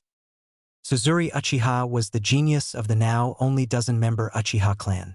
She was about 9 months older than Sasuke and only a year older than her crush Naruto Uzumaki. She had seen what many of her clan members did to Naruto. She was glad her brother Itachi had killed most of the clan. He left alive the Uchiha members that tried to help Naruto, which was about 12 members. She had killed her best friend that night when she tried to kill her to gain the Manjikyu. Her friend was also her cousin on her father's side. Her friend tried to murder her to gain the Manjikyu so she could kill Naruto to avenge the death of her mother in the Kyuubi attack. She killed her friend and gained the Manjikyu. She was 13 years old and was starting to lose the ability to see. She wishes that she could be with Naruto so badly that she tries to learn how to use her Manjikyu better to impress him. but all her training will be for nothing once she goes blind in about a year's time. She was about ready to perform a few katan jutsu thinking that a fire show would impress Naruto. She was interrupted by her father. Suzuri, I have something to discuss with you that I think you will enjoy. Ever since the Uchiha purge, her father has become a lot less cold. He plays pranks every now and again but mostly settles for telling jokes and waking us up in odd ways. She wanted to kill her father for how he woke her up last time. He woke her up with a flick to the head and then cast a genjutsu of Naruto saying he loves her. She jumped out of bed and ran to Naruto to kiss him and drag him to bed where she would have made love to him for hours. But when she was about ready to touch him, she ended him running out the window and ended up landing in a pool her father conveniently placed outside her window. Yes, father. I wish for you to attend a council meeting in a week's time. I believe you will like the topic discussed there. Her father turned around to leave until, he threw her an object that was black in color. She caught it, only for it to explode in her face, releasing the nastiest stench she had ever smelt. Dad, you are so dead when I get my hands on you. Suzuri proceeded to run after her father, who was laughing like a maniac. With Yugao and Hana. Yugao Yuzuki and Hana Inuzuka were the best of friends. They, along with their two other best friends Kurinai and Anko, had a thing for the local Jinchuriki. Yugao and Hana were born on the same day. They hang out in all their free time, and most of their hanging out involves stalking Naruto. They both remember how they fell for the gaki. They thanked the heavens that the boy 6 years their junior did what he did. Flashback. Yugao and Hana just finished celebrating getting into ANBU. They were both 14 when they passed the test to get in. They were both on the same genin team with Heiei Gecko, who was just becoming jonin. They were now walking home after the party. They were about 4 blocks from their condo. They were surrounded by about 5 ANBU hopefuls who did not graduate. You girlies got some nerve rising through the ranks like that. Women should remain in their place, as are bitches. The leader of the group was only Chunin, but they were currently too wasted to do much. Yeah. I think we ought to show you girls what happens to women who leave their place. One of the guys knocked them to the ground while the others pinned them. I'm going to rape you little girls until you beg us for more. The leader of the group was walking forwards about ready to undo his pants when he got a trash can lid smashed into the side of his face before it ricocheted off and hit the ones holding down Yugao. She kicked them off her before stabbing them in their arms to pin them. She then kicked off the ones holding down Hana. Hana proceeded to shove her new Kodachi into their arms. They got up to finish off the other guy when they saw him holding up one Naruto Uzumaki. So demon, you decided to help these young ladies from being raped. Well, guess what? No one stops me from having my fun. He was holding a kunai knife to Naruto's throat. Hana was wide-eyed. She saw that Naruto did in fact throw the trash can lid that hit the group's leader. But she had no idea how to help him now. Yugao was shocked. She had never liked the kid, seeing him only as the demon that killed her parents. But all her ideals changed when she saw Naruto throw that trash can lid that knocked the leader down. Now she was ashamed of herself for hating an innocent child. Neither of the two ANBU or his captor noticed him reach into his pants. Not even a second after he placed his hand in his pants did he rip out a kunai knife and shoved it into the man's groin. The man was now in serious pain. He saw that it was the demon brat who did it, but he decided to get rid of the two girls that humiliated him in the first place. He reached into his pouch to pull out an explosive note attached to a kunai. He threw it at the girls. Naruto noticed this and ran in front of the two girls. He got hit with the kunai as it exploded. Luckily, it was a low grade that the leader threw, so it did not kill him. Hana ran right to the injured boy's side with Yugao sliced off the leader's head. They saw him jump in front of a kunai to save them. He was certainly not a demon. At first, their affection for Naruto was only overprotective. But they continued stalking him and began to see not a boy, but a scarred man. They fell in love with the kid along with their friends Anko and Kurinai. They were about ready to go look for said persons when the same ANBU that dropped a letter off to Kurinai and Anko talked with them. He spoke for a bit before leaving a letter. The reactions and writings were the same as was with Kurinai and Anko. Sandame's office. Sarutobi was currently writing down various parentage, citizen, and clan forms. This was his type of paperwork. Ha ha ha. Let's see the council control me when I make these decisions. Sarutobi was as happy as Jiraiya at a mixed hot spring during a swimsuit contest. He decided that now was the perfect time to read his little orange book. 1 week later, Konoha gates. Naruto was currently walking up to the village gates debating on whether or not to punch Zabuza or to slice him with his sword. When Zabuza saw his sword, he explained about the sword's great legends. The Mizuoni was apparently the finest water element sword to ever exist. It had a series of specialized hijitsu. The scrolls were brought to Konoha by Naruto's mother, but Zabuza was basically a fangirl when it came to the sword. He would not stop talking about the legends of the great Mizuoni. Finally, when they were about 20 feet from the main gates, he yelled at Zabuza, "I get it, the sword is awesome. Now shut the fuck up, you fanboy, before I shove the sword up your ass." Zabuza gasped. "How could you defile such a godly weapon by shoving it up my unworthy ass?" Haku was rubbing her temples at how annoying her father was when it came to legendary blades. She and Kyubi were always talking with each other. Most of the subject was on how to seduce Naruto. Naruto stopped sleeping after the 3rd day of waking up with Haku and Kyubi sleeping in his tent. Naked. Now Naruto wasn't gay, he just held far too much respect for women to take advantage of them like that. He did not care how badly they wanted him, he was waiting until marriage, and the only way he was allowed to marry at 12 was if he had a new bloodline limit. Oh boy, is Naruto in the shit. But man, he is one lucky bastard. Toshiro had come with them and was carrying a special scroll that held his entire shop. He made a special seal on his shop that placed it in a storage scroll. It was about the same size as a summon scroll. Naruto was currently running through what Kyubi-chan had told him in regards to his dojutsu. His Manjikyu Sharingan would only cause him to go blind if he forced a Hijitsu technique when he had very little chakra. Naruto had figured out how to turn off his Sharingan after a week of chakra control exercises. He could use the Hijitsu of the Manjikyu only a set number of times a day with his chakra reserves.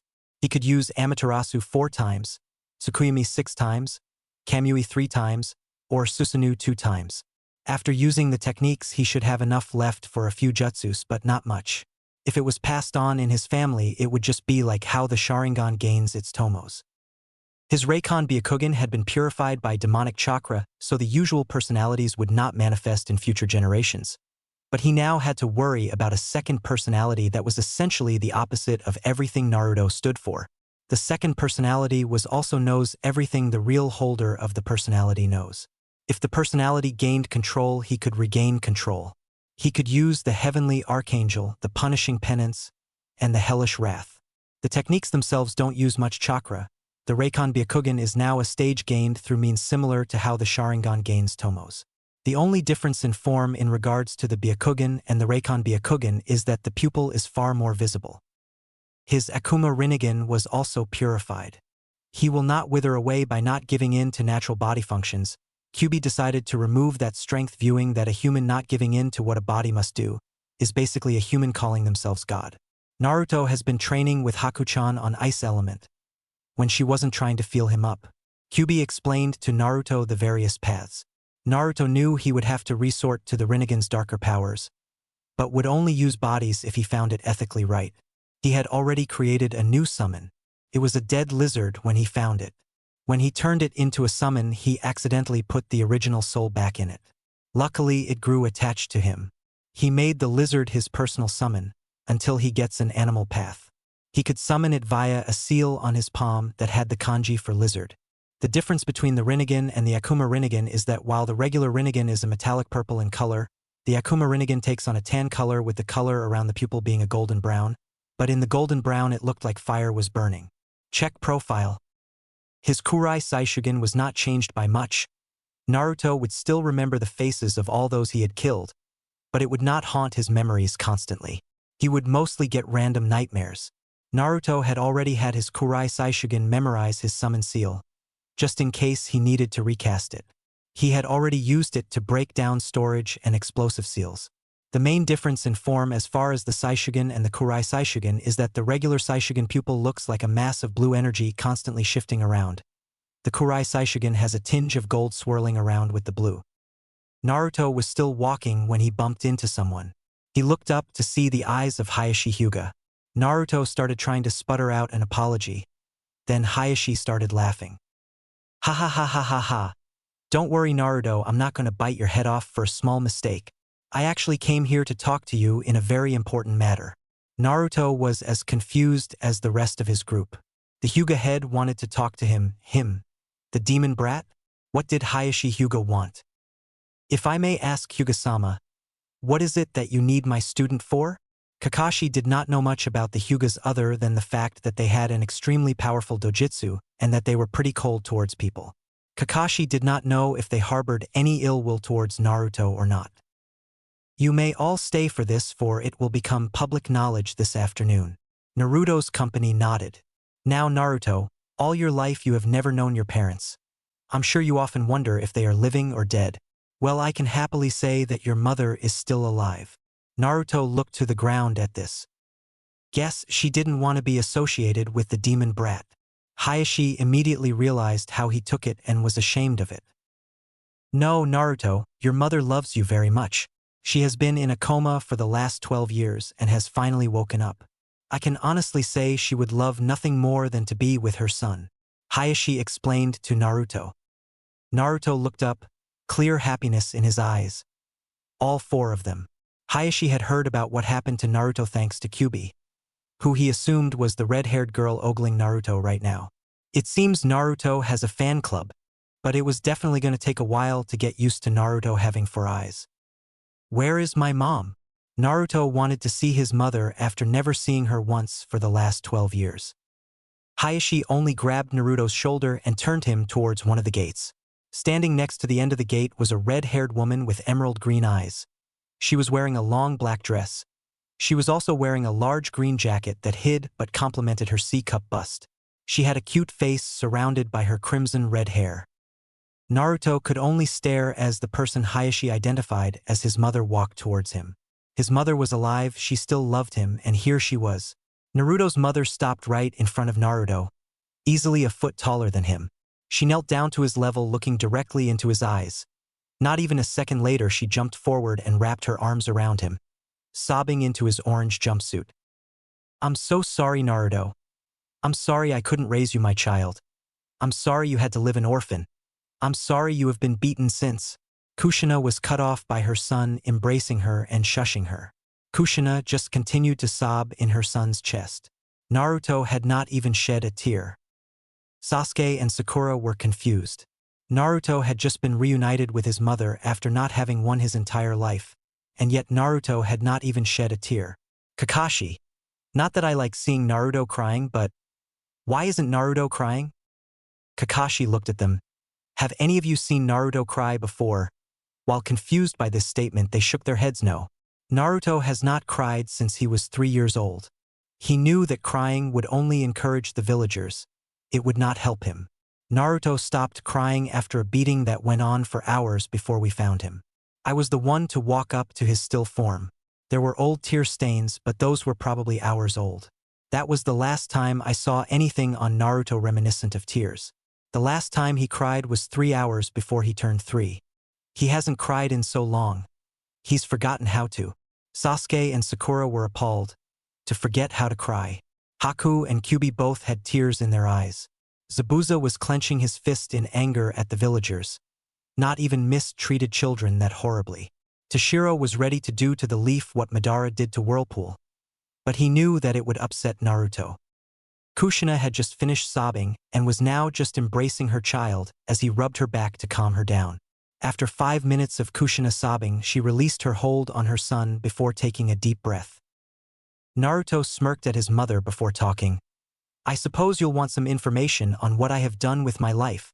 Naruto knew that since his mother was in a coma for so long, she would be curious about how he has been.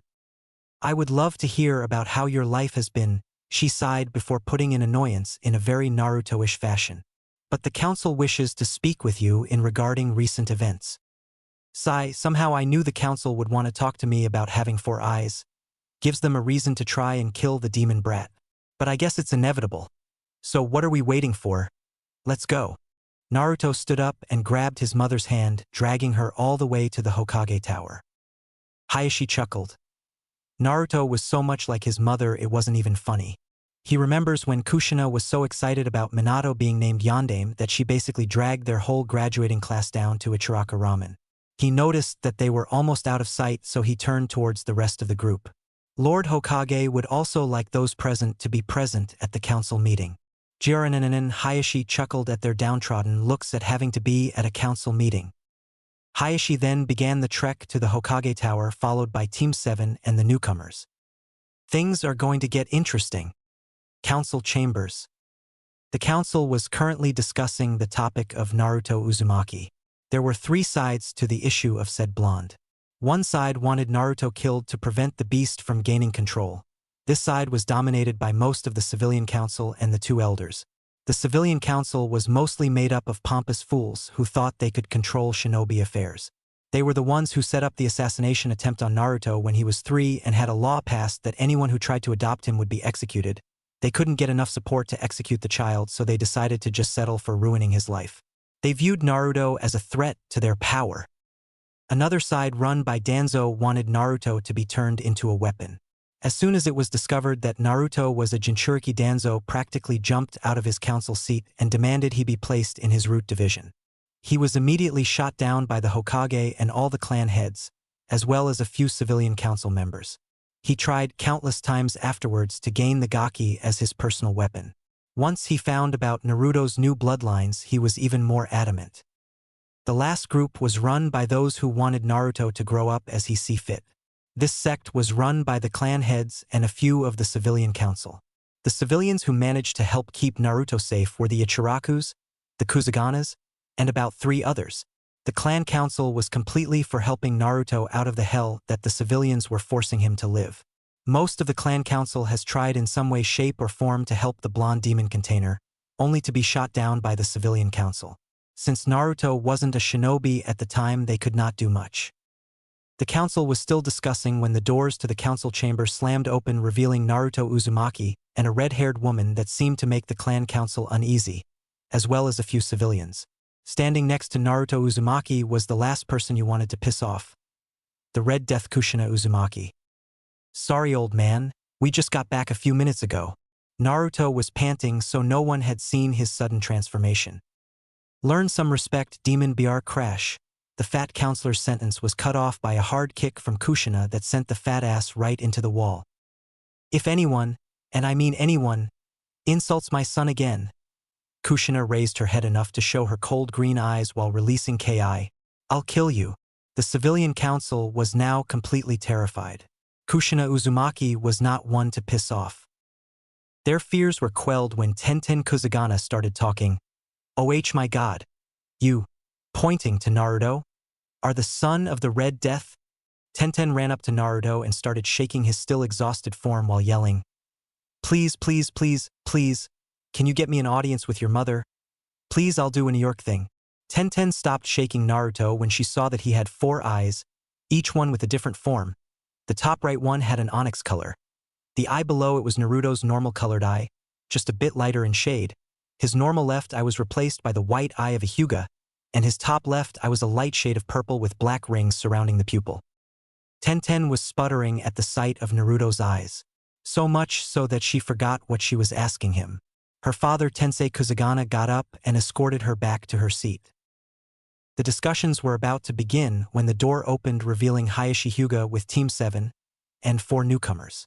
One was a brown-haired male with a scar running down the side of his face. He was currently wearing a blacksmith suit while carrying a very big storage scroll in the same fashion as Jiraiya of the Sannin. The other was a large, well-built male with bandages covering most of his face and had a giant guillotine on his back. The next was a red-haired female that was wearing tight black short with black-colored short dress that had long slits on the side. For a shirt, she wore a tight-fitting shirt with long sleeves that went about 6 inches past her hands.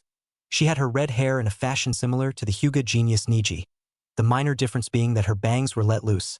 The last person was a young ebony-haired girl wearing a long dress, but she had on an extremely tight shirt that showed off her belly button.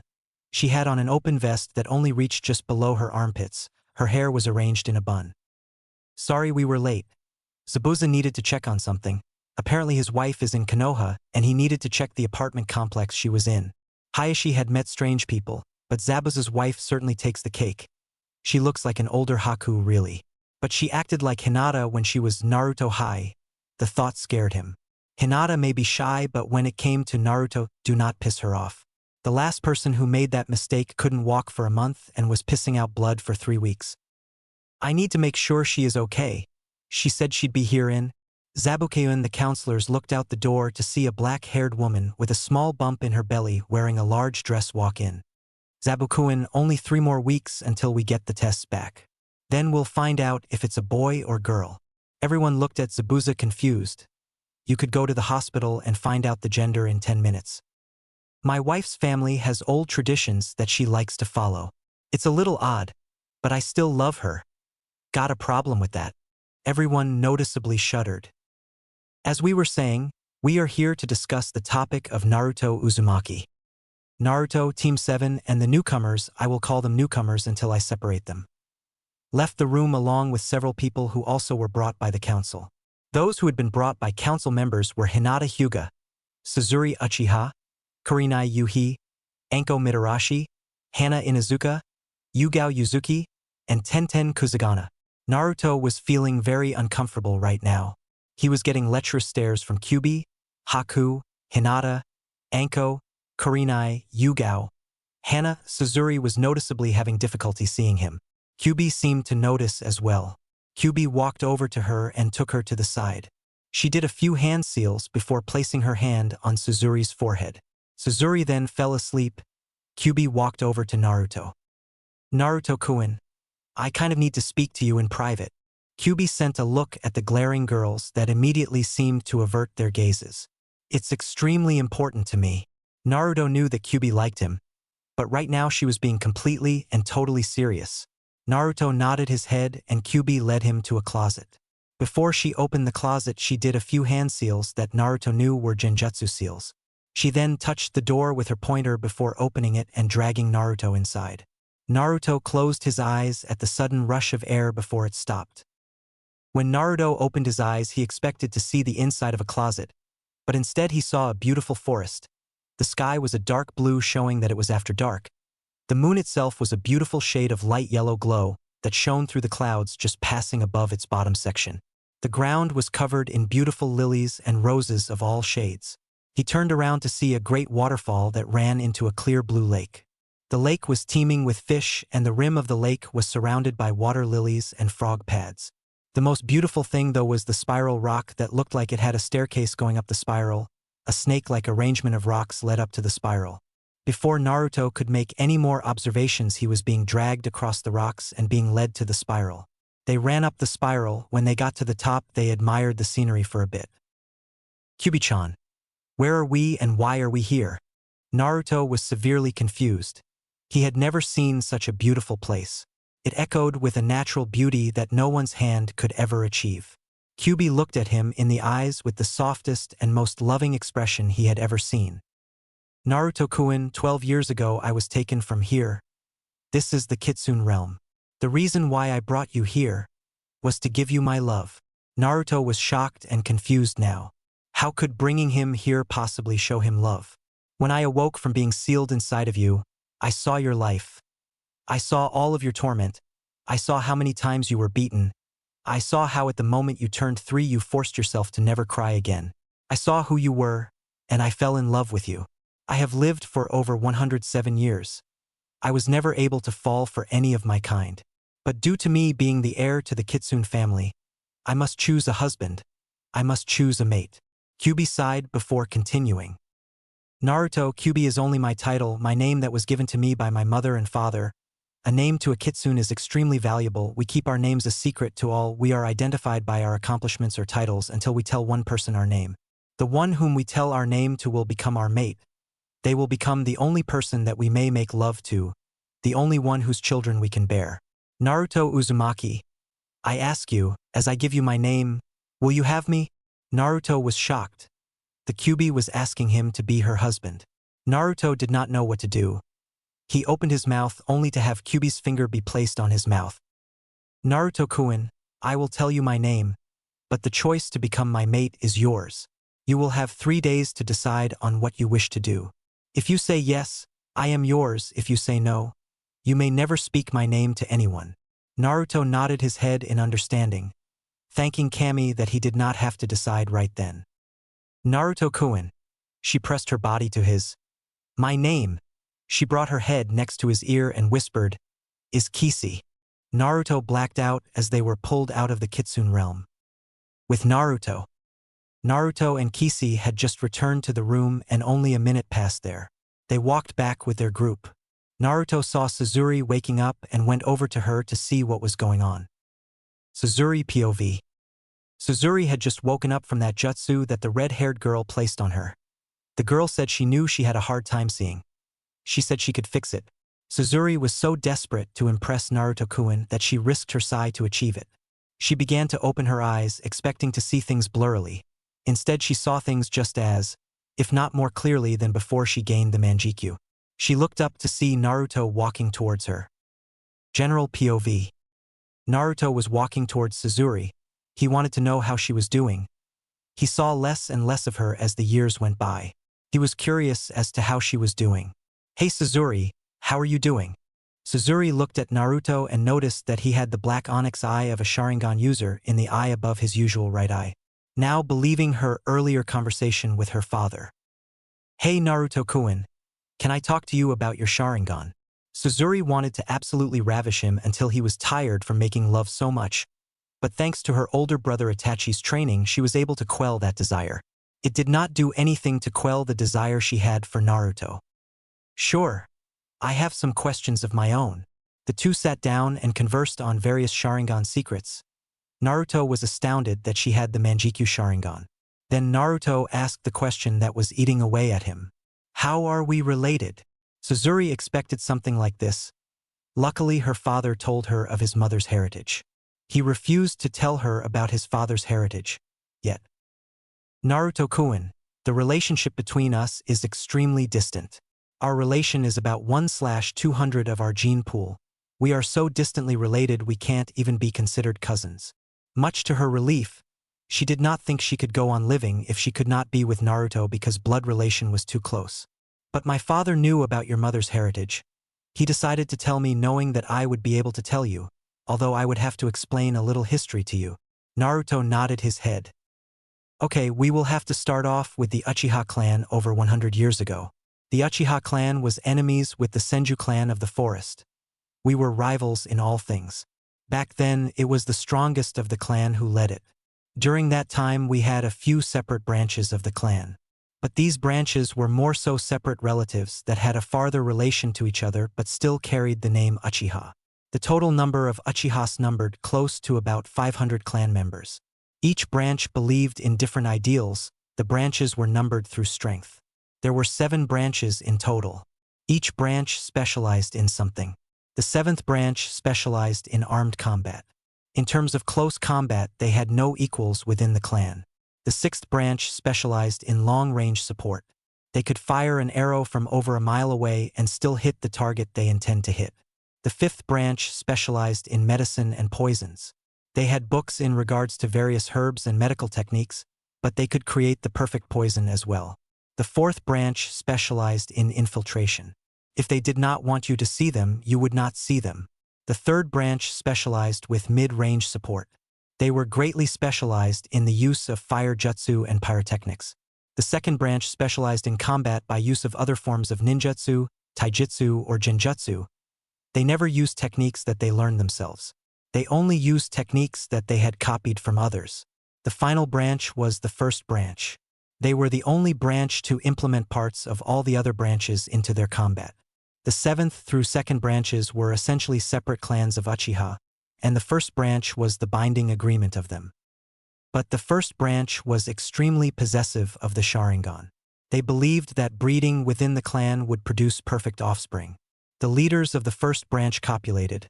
The 2 of them were never apart, and they had known each other since the beginning of their lives.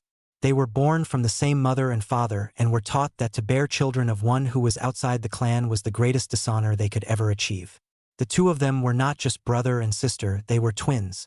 They had copulated, saying that their pure-blood offspring would become the strongest of all Uchihas. Their first birthing bore 2 sons.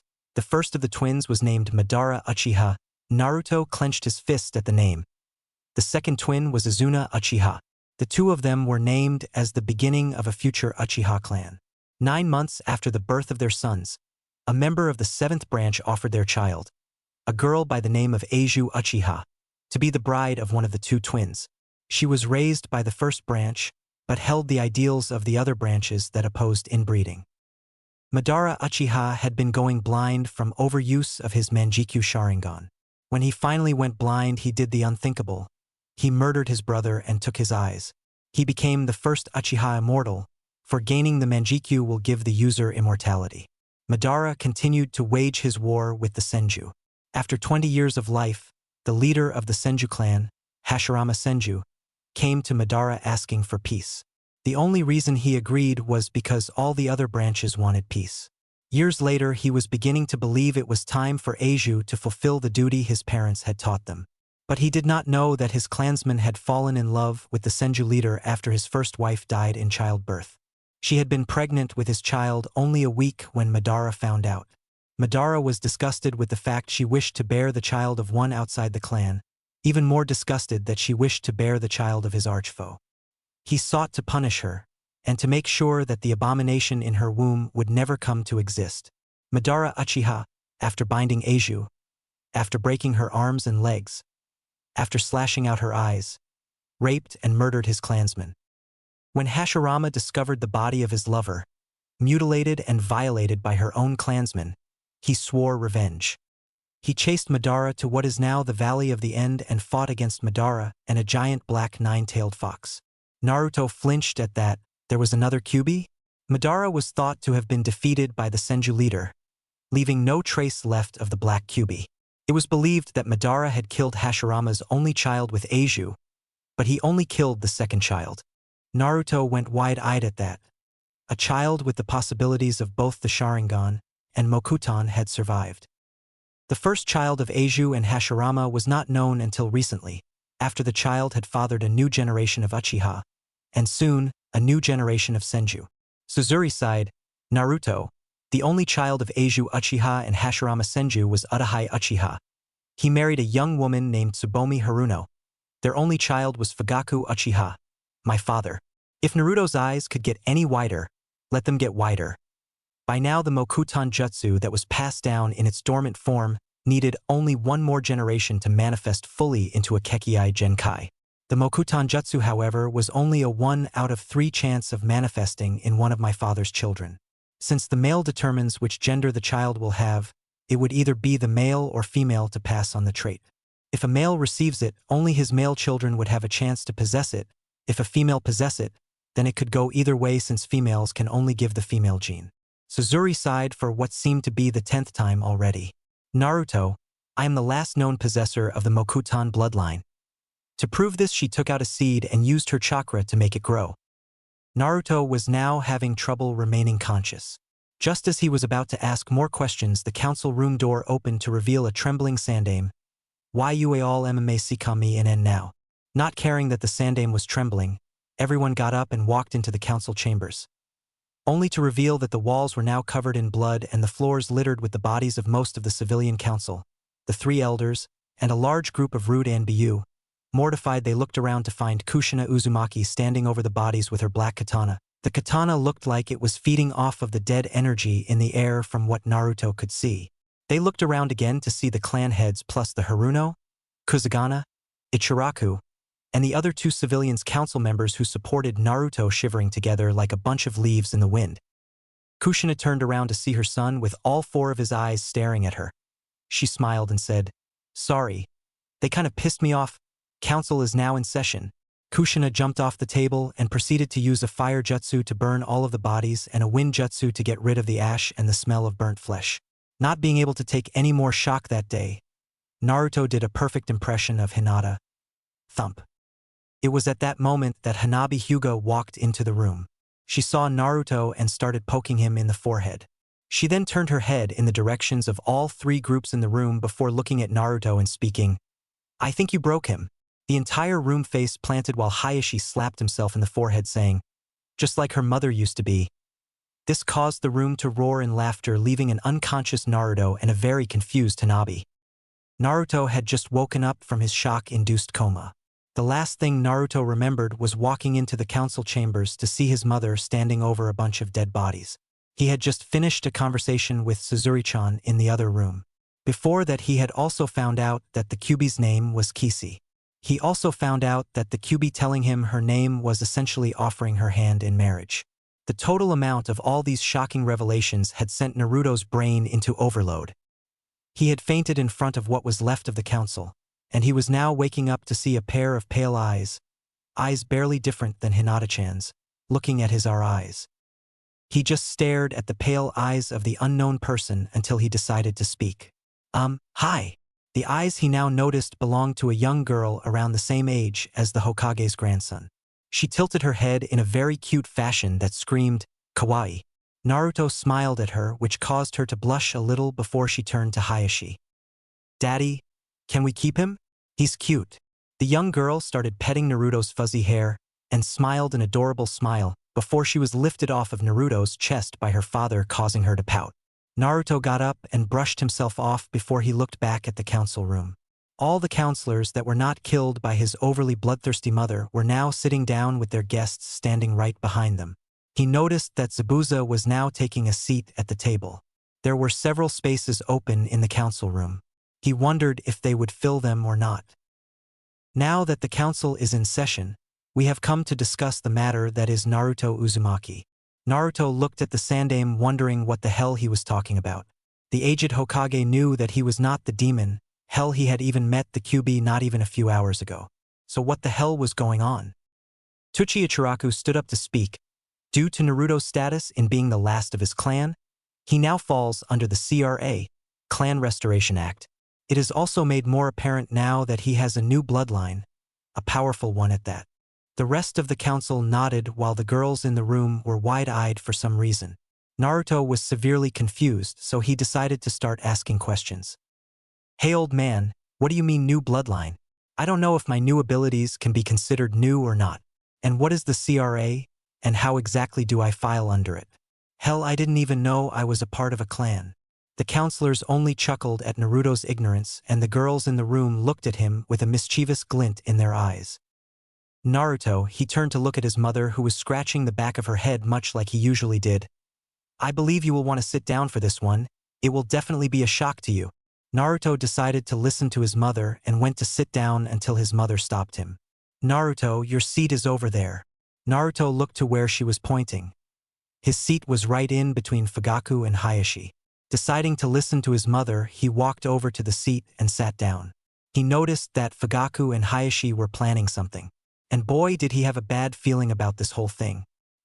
He looked around, seeing the mischievous glints in many of the council's eyes. Naruto kept looking around until Sandaime began to speak. Naruto, we are here to discuss your new condition, Kyuubi's freedom, as well as a few contracts that have been put in place by many of the council as well. Naruto was now confused. Condition, contracts? What the fuck was going on? Old man, I am a little confused in regards to what you were talking about. What condition are you talking about, and what do you mean contracts? The Sandaime only chuckled at Naruto's response. Naruto, you may not have realized it, but your special condition in that you now have 4 eyes instead of 2 will be inherited by your future generations. Your children will also possess your unique abilities that your dojutsus possess.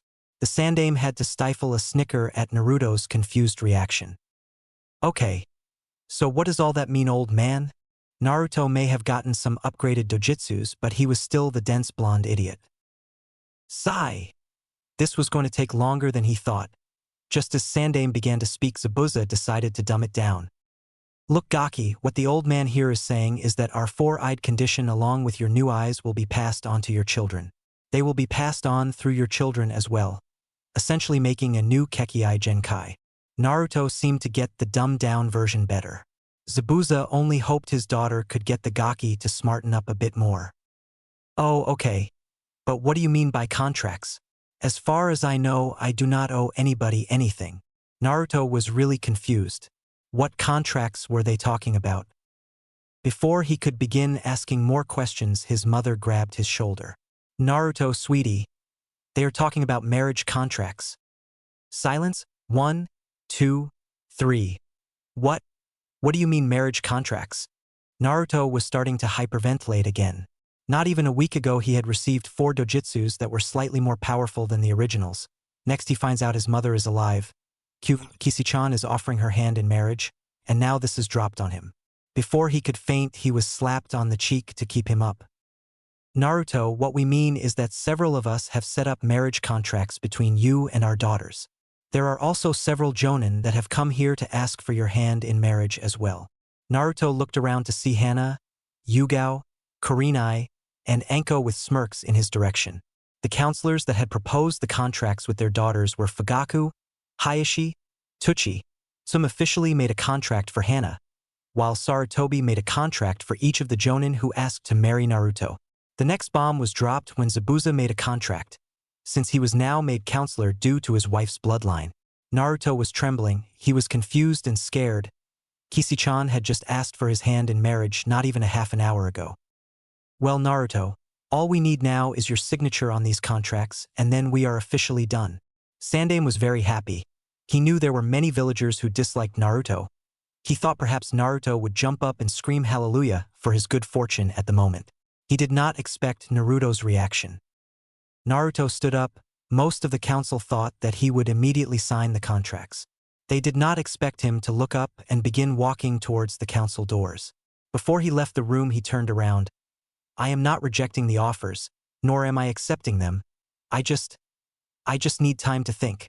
Naruto walked out of the council chambers, leaving several very stunned clan heads. Most boys in his position would accept the proposition without a second thought. Kushina looked at the counselors before she spoke. I will check on him and see what's up. She ran out of the room to follow her distressed child while the council began to deliberate. They did not get 2 sentences in before Tenten spoke up. Daddy, why didn't you put in a contract for me to marry Naruto? Tenten knew that getting married to Naruto would allow her to possibly train under Kushina Uzumaki. She wondered if her father was just late putting the contract in. Tenten, I did not put in your name to be possibly married to Naruto, because I see no reason as to why you would want to be married to him. Her father had not put her in because he knew she did not genuinely love Naruto. The thing that all of those who were placed on the contract had in common was that they already loved Naruto. Tenten got wide-eyed at that. There were 8 girls who loved Naruto, but she so wanted to be trained by Kushina. But Daddy, I think that over time I could come to love him. Surely you could. Her father stuck his hand up, silencing her. Tenten, I know the reason you want to marry Naruto is to be trained by Kushina Uzumaki, but I do not see that as a valid reason as to why you should marry Naruto. If you need any more proof as to why you should not marry Naruto, just look at the reasons that those who signed the contract love Naruto. The Kusagana head looked at the 8 girls in the room who had been placed in the contract. They looked at each other until Hinata stepped forward. Ah, Hinata, would you please tell us why you love Naruto? Hinata timidly nodded before speaking. I love Naruto Keikuin, because he is strong-willed and never gives up. The first time I met Naruto-kun was on our first D-Day at the academy. He did not give up even though the TT teachers were so cruel to him. My love for Naruto only grew when he went out of his way to help me when I was injured. He used part of his own shirt to bandage a scrape I had. When he was finished he kissed it be better. I love Naruto-kun, and your reasons for wanting to marry him are shallow. Hinata sent a glare at Tenten, who noticeably flinched. Suzuri decided to step forward. Tenten, I love Naruto because he endured pain. He took every beating that members of my own clan gave him. I saw him take beatings from villagers, genin, chunin, jonin, even a few anbu. I love him because out of all the villagers in Konoha, he is the only one who is strong enough to endure this village and still keep a smile on his face. He lost his innocence, not that kind of innocence, before he was kicked out of the orphanage.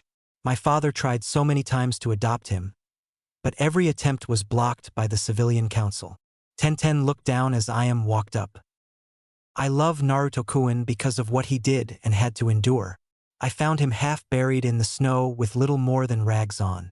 I noticed he had been recently beaten and asked my father about it.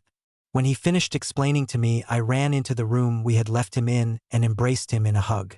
Me hugging him absolutely terrified him. We let him stay in our house until the Sandaime could get him an apartment. A month later, a couple of drunks broke into our house and attempted to rape me. Naruto-kun risked his life to stop them. That was the night I fell in love with him. Anko stepped forward next. I had just been deemed innocent by the Sandaime for the crimes Orochimaru committed. I had been attacked by 3 civilian council members and they were going to rape me. Just as they were about to rip off my clothes, Naruto came out of nowhere and beat the shit out of the drunk one of the group. The other 2 tried to attack him from behind, but I threw a trash can at them, causing them to smash into the wall, killing them. I was about to help Naruto when he was thrown across the alley with a kunai in his chest. The counselor he was fighting tried to rape me. He was then brought to the ground when Naruto cut his legs. After the man was brought to his knees, Naruto killed him. He then fell over due to lack of blood. A genin tried to take Naruto, seeing him as a demon. I cut that chunin across the face until Anbu arrived and took us to the hospital. Tenten was shocked. Kurinai stepped forward next. I fell for Naruto-kun when we made him his first set of clothing that wasn't made out of rags. He was so cautious of the box that we had his present in. When he finally opened it, he was so adorable in how he played with it. But a few drunks barged into the room. He threw it out a window and returned for the jumpsuit even though he was severely injured. He was dedicated and extremely grateful. I watched him for a while, not knowing that my affections towards him had blossomed into love. Yugao and Hana stepped up next. Yugao spoke. I used to hate Naruto, and I only saw him as the demon that murdered my family. But when he saved me and Hana from being raped by a bunch of failed ANBU, my views changed. He had knocked down a few with a trash can lid before shoving a kunai into the leader's area. The men in the room noticeably winced until Hana continued with the story. He had stabbed the leader in the groin. He began to walk off until he noticed an explosive tag was coming at us. He selflessly jumped in the way of the tag. He injured himself to save our lives, when we always ignored his. Tenten winced again, not knowing that Naruto had risked his life. The next to speak was Haku. Tenten, I may have just met Naruto, but out of all the human beings I have met in my entire life, Naruto has the purest of hearts. For the past week, Kyubi and I, note everyone in the council had to be told about Kyubi, have basically thrown ourselves at him. He always declined and his answer was always the same. I hold too much respect for women to do that outside of wedlock. That showed me how pure his heart was. My love for him only grew when I saw his scars. Tenten looked at her in confusion. Naruto-kun has a diagonal scar running across his chest. He has the Kyubi's fox form carved onto his back. He even has had his arm chopped off several times. I have grown to love him for his pure heart and his resolve.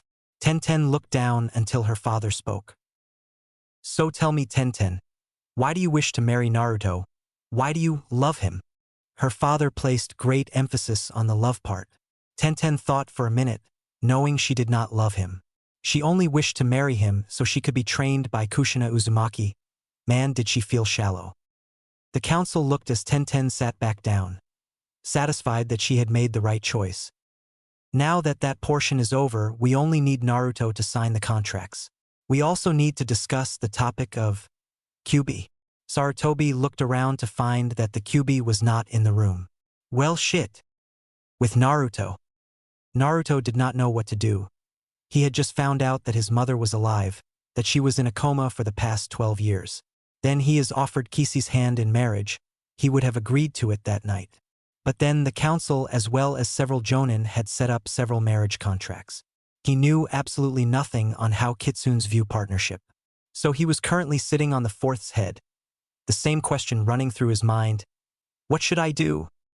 He sat there for a while pondering everything that had happened so far. A new bloodline, his mother is alive. Kishi along with 8 other girls offer their hand in marriage. He was about to get up to continue his walk until he sensed. Sensed? Since when is he able to sense anything outside of his natural danger sense? He turned around to see the concerned face of his mother. Naruto, sweetie, what's wrong? Kushina was worried about her child. She saw him walk right out of the council room when the contracts with several girls who dearly loved him were made open. Any other guy would have been running around town like a maniac. So why did Naruto seem conflicted? Naruto stared at his mother for a few minutes until he tilted his head in a way that told her to sit down. Kushina complied and sat next to her only child. They sat there for a few minutes until Naruto broke the silence. I don't know what to do. Kushina stared at her child, wondering what he meant. Before the council meeting, when we were sent to the other room, Kukyubi-chan, opened a portal to the Kitsune realm. She brought me there to ask if I would marry her. Kushina was stunned. The Kyuubi no Kitsune had asked for her son's hand in marriage. Naruto, why is that a bad thing? If she asked to marry you, surely it means she. Kushina was cut off when Naruto spoke again. That's not it. The biggest reason was from that council meeting. Kushina quieted. There were 8 marriage contracts set up, right after I had been asked by Kyuubi to marry her. And all the girls who set up the contracts love me. I don't know what to do. I have no idea if kitsunes allow harems, or if they will tolerate me being married to a human. Plus, if a harem is not allowed, then I am essentially hurting all of those girls who have their hearts set on me. It's like I can't win. Kushina now understood what Naruto meant. He cared for each and every one of the girls, maybe not to the extent of love. But he cared about them enough to not want to hurt them. Kushina sighed, not knowing what to do. Naruto was too conflicted and Kushina was too watchful of her son to notice that someone had been watching them the whole time. With Kishi. Kishi had tears in her eyes. While she was no longer sealed within Naruto, she was still connected to him. She read his thoughts. She was both happy and upset. She was happy that Naruto was thinking about her over himself, but she was upset that the conflict in him was causing him such pain. She stood up. She had fully decided that there was no human, kitsune, or any other being in the whole world that could ever compare themselves to Naruto. She walked out of the bush she was hiding behind and walked up to the conflicted blonde. Back with Naruto. Naruto was sitting there, still confused about Kishi-chan, the marriage contracts, his new bloodline. He continued to sit there with his mother next to him until he felt a hand on his shoulder. He turned around to stare into the beautiful amber eyes of Kishi until he felt a pair of warm lips touch his own. He sat there shocked until Kishi pulled her lips away. He tried to speak, but Kishi spoke first. Naruto-kun, I gave you the choice of whether you would accept my hand in marriage. I knew the council would pull something like this. Your reaction would have told me if I had made the right choice in a mate. Naruto-kun, there is not a man or demon who I could ever love as much as I love you. Kishi pressed her lips to Naruto's again. Kushina sat to the side giggling, yet watchful. Kishi kept on kissing Naruto until he pushed her off of him. Kishi-chan, but what rampage? His argument was stopped by Kishi locking lips with him again. She was much more passionate. Her moaning into his mouth was clear proof of that.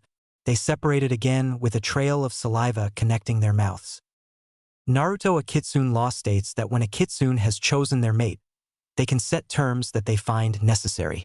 This can be challenged, but I know that we will make their challenges against our terms moot. Kishi got off of Naruto and began walking back to the council chambers before she turned around back to Naruto. So what is your answer? Naruto was about to reply, good. She began walking back, leaving a confused Naruto and a giggling Kushina. Naruto had no idea what happened. How did she know what I was going to say? He let those thoughts plague his mind for a bit until his mother let out a full-blown laugh. He stared at her for a moment before laughing himself. After a few minutes of laughing, they got up and started back to the council chamber, knowing that it was about to get more interesting in Konoha. Back in the council chambers. The council was shaking with fear. Not only did Kushina Uzumaki slaughter almost the entire council, but the Kyuubi no Kitsune was nowhere in sight. They thought that the Kyuubi would seek vengeance on Konoha for its years of imprisonment. Just as they were about to run out of the office and start screaming for their lives, the doors opened to reveal the Kyuubi. She walked up to the Sandaime and whispered something in his ear. No one could hear what she said. Not even the Inuzukas could hear what she said. But they knew that whatever she said made the Sandaime happy. If the smirk was anything to go by. Kyuubi stepped back and put on a grin before Sarutobi spoke up. It would appear that Naruto has made his decision in regards to the CRA. He has agreed to accepting the marriage contracts. The girls were smirking and jumping for joy. However, the girls stopped their gleeful routine and the counselors turned to the aged Hokage. He will only marry up to a point of 10 wives, which means he only has one spot open now. The counselors were confused. The one to voice the question that everyone had was the Haruno head. Lord Hokage, only 8 contracts were made. Who is the 9th individual? The Hokage smirked. The 9th individual is the Kyuubi. Before the council meeting began, she brought Naruto to the Kitsune realm after she cast a genjutsu over the room so no one would know. In Kitsune terms, it seems that when they tell you their name, then you are officially their mate. Kyubi told only Naruto her name. He will officially be inaugurated as her mate tonight when they return to the Kitsune realm. But beside the point, Naruto now only has one spot open for his harem. Naruto will be here in a few minutes to sign the contracts. Besides the signing of the contracts and the final pieces of paperwork, this meeting is adjourned. All of the girls/women who had been placed in Naruto's harem were ecstatic. They were going to be married to the man they loved. They were talking about future plans when the door opened to reveal a giggling Kushina and a blushing Naruto. All the girls looked to Kushina and then to Naruto only to see him blush even more when they looked at him. Kushina walked over to the girls. I just thought it would be fun to tease him on the possibilities of a harem. Naruto blushed tomato red before he decided to sit down and start signing the contracts. Time skip, 3 hours later. Naruto was currently reading through the final contract. This was the contract that stated that Hana Inuzuka, Hakuma Mochi, Hinata Hyuga, Anko Mitarashi, Kurinai Yuhi, Yugao Yuzuki, Suzuri Uchiha, Ayame Chiraku, Kishi Kitsune, and one more person to be added at a later date, were officially betrothed to Naruto Uzumaki. He read the contract, read it a few more times before he signed the paper in blood. The contract would be placed in the Uzumaki Namikaze compound and would be kept under lock and key. He was about to fall asleep when Kishi tapped him on the shoulder. He turned around to look into her amber eyes. It's time. Naruto immediately woke up knowing that the fact of him being married to Kishi-chan or not was about to be decided. She brought him to a closet where she performed the same hand seals from before. She opened the closet door and dragged Naruto in, where he was met with the same rush as before. He opened his eyes when the rush stopped to see that he was in fact in the Kitsune realm. The main difference was that there seemed to be trees growing out of the waterfall in a way that looked like paths. He did not ponder this for long because Kishi dragged him back to the top of the spiral. The spiral seemed to glow as they went up to the stairs until they reached the top. When they got to the top, Naruto noticed that the branches that were growing out of the waterfall were arranged in a way similar to a mass council room. Before he was able to question the reasons to this arrangement, Kishi flared her chakra as she slammed her palms in the middle of the pedestal that held them. The moment she began pouring her chakra in, a seal showed itself on the ground. The seal flared white for a minute before she stood up. I, the Kyubi no Kitsune, have chosen a mate. I call forth the council and clan to discuss my terms. Not even a moment after she finished did places above the roots growing out of the waterfall open in the shape of an arch. Not even a second after did a large amount of foxes start running out. The foxes varied from white to red. Some were even dull lavender. They ran to the branches that were directly in front of the arch. They gathered in an organized group before they sat down. Naruto could now see that each one was about the size of a horse. He was about to say something before the foxes began to change. Their fur receded until it only covered their head, ears, and tails. He noticed that they all held an aura of strength and superiority, yet they did not seem arrogant in their power. He saw that not one of them was the same. In fact, each had unique traits that set them apart. They all wore silk kimonos with fox designs in the stitching. They all finished their transformation when they sat down on their knees with their tails falling beside them. Naruto then turned around when he heard a mass padding of feet to see a multicolored mass heading straight for the spiral before stopping. They went through the same process that the others had gone through. They all looked to be low-class Kitsune. He turned around to look at who he assumed was the Kitsune Council to begin.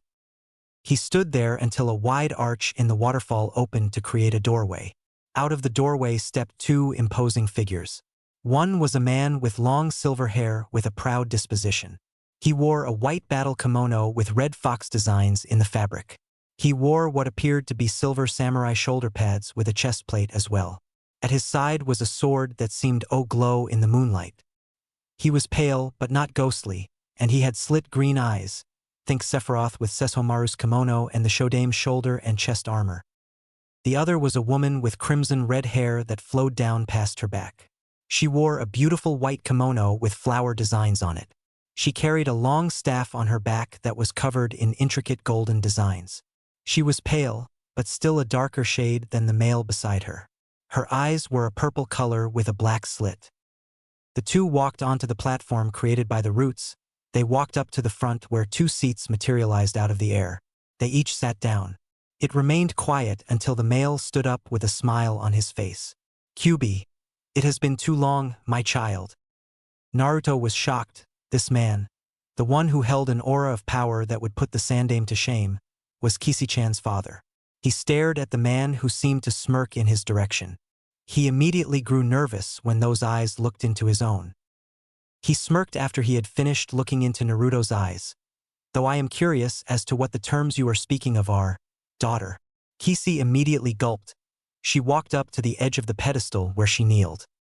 "Honorable Council, you told me that due to my status as the next heir to the Kitsune clan that I would have to choose a mate to pass on my legacy.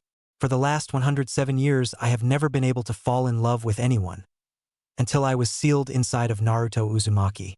I was sealed inside of him when Madara Uchiha, Naruto gritted his teeth at the name, used a summoning jutsu along with his eternal manjikyu to force me to attack Konoha. I had been sealed inside of Naruto, and his village hated him for it. I fell in love with him because no matter what the villagers did to him, he refused to break under their pressure." She spoke with conviction that impressed the entire council. "I have terms that I wish to make known due to circumstances surrounding my intended lover." The council immediately looked at Kishi with a calculating eye.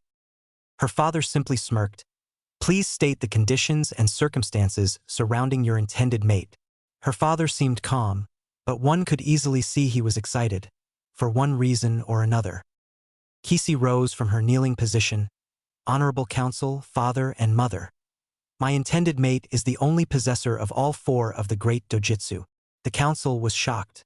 "I found a way to give him all four dojutsus. I felt I owed him at least that for how terrible his life has been." The council was shocked. She had found a way to give him all four dojutsus? How bad could his life have been for her to do something so drastic? "My child, would it be possible for us to see this boy's life?" Her father was curious on how badly his life had been. Kishi cringed. She did not want to reveal Naruto's life without his consent. She was going to comment until Naruto spoke. "Yes, she may reveal my past, but I do not wish for any of your pity." Kishi looked at Naruto, who turned to her and nodded his head. She sighed and began a set of hand seals. She slammed her palm on the ground. The waterfall began to shift, and it began to form a visual into Naruto's memories. The moment the memories began to play, the entire Kitsune population was disgusted. Humans would do such acts to their own kind? When the memories were finished, you could see that the council was clawing into their seats with their talons. The council began to shout its rage. "How dare those fools! Not even the most despicable of demons treat their young so cruelly." The one to yell this was Kishi's mother. She seemed extremely angry in regards to what the humans did to her daughter's chosen. "I agree." The one who spoke was a bulky male Kitsune elder who had a set of old war armor on. He carried a naginata on his back. The blade was encrusted with a jade kitsune. The kitsune himself was larger than Kishi-chan's father. He had jade green hair fashioned into a long ponytail. These humans tried to murder a child, a despicable act, even for the most heartless of demons. "I say we go down there and slaughter those fools like the animals they are." This was met by many approvals from the council. "No," the council looked at the blonde child to see him quivering in rage. "None of you will go down there to hurt anyone. I may have been beaten into submission by the thrice-damned villagers, but I will not allow any of you to touch them." The council was shocked. A human had just defended a village that had done worse to him than they themselves did to their enemies. And besides, Naruto looked up with a noticeable amount of chakra running off of him. "If you commit a total genocide, then you will be no better than they are." The council looked down at this. He was right. If they committed mass murder, they would be lowering themselves down to the humans' level.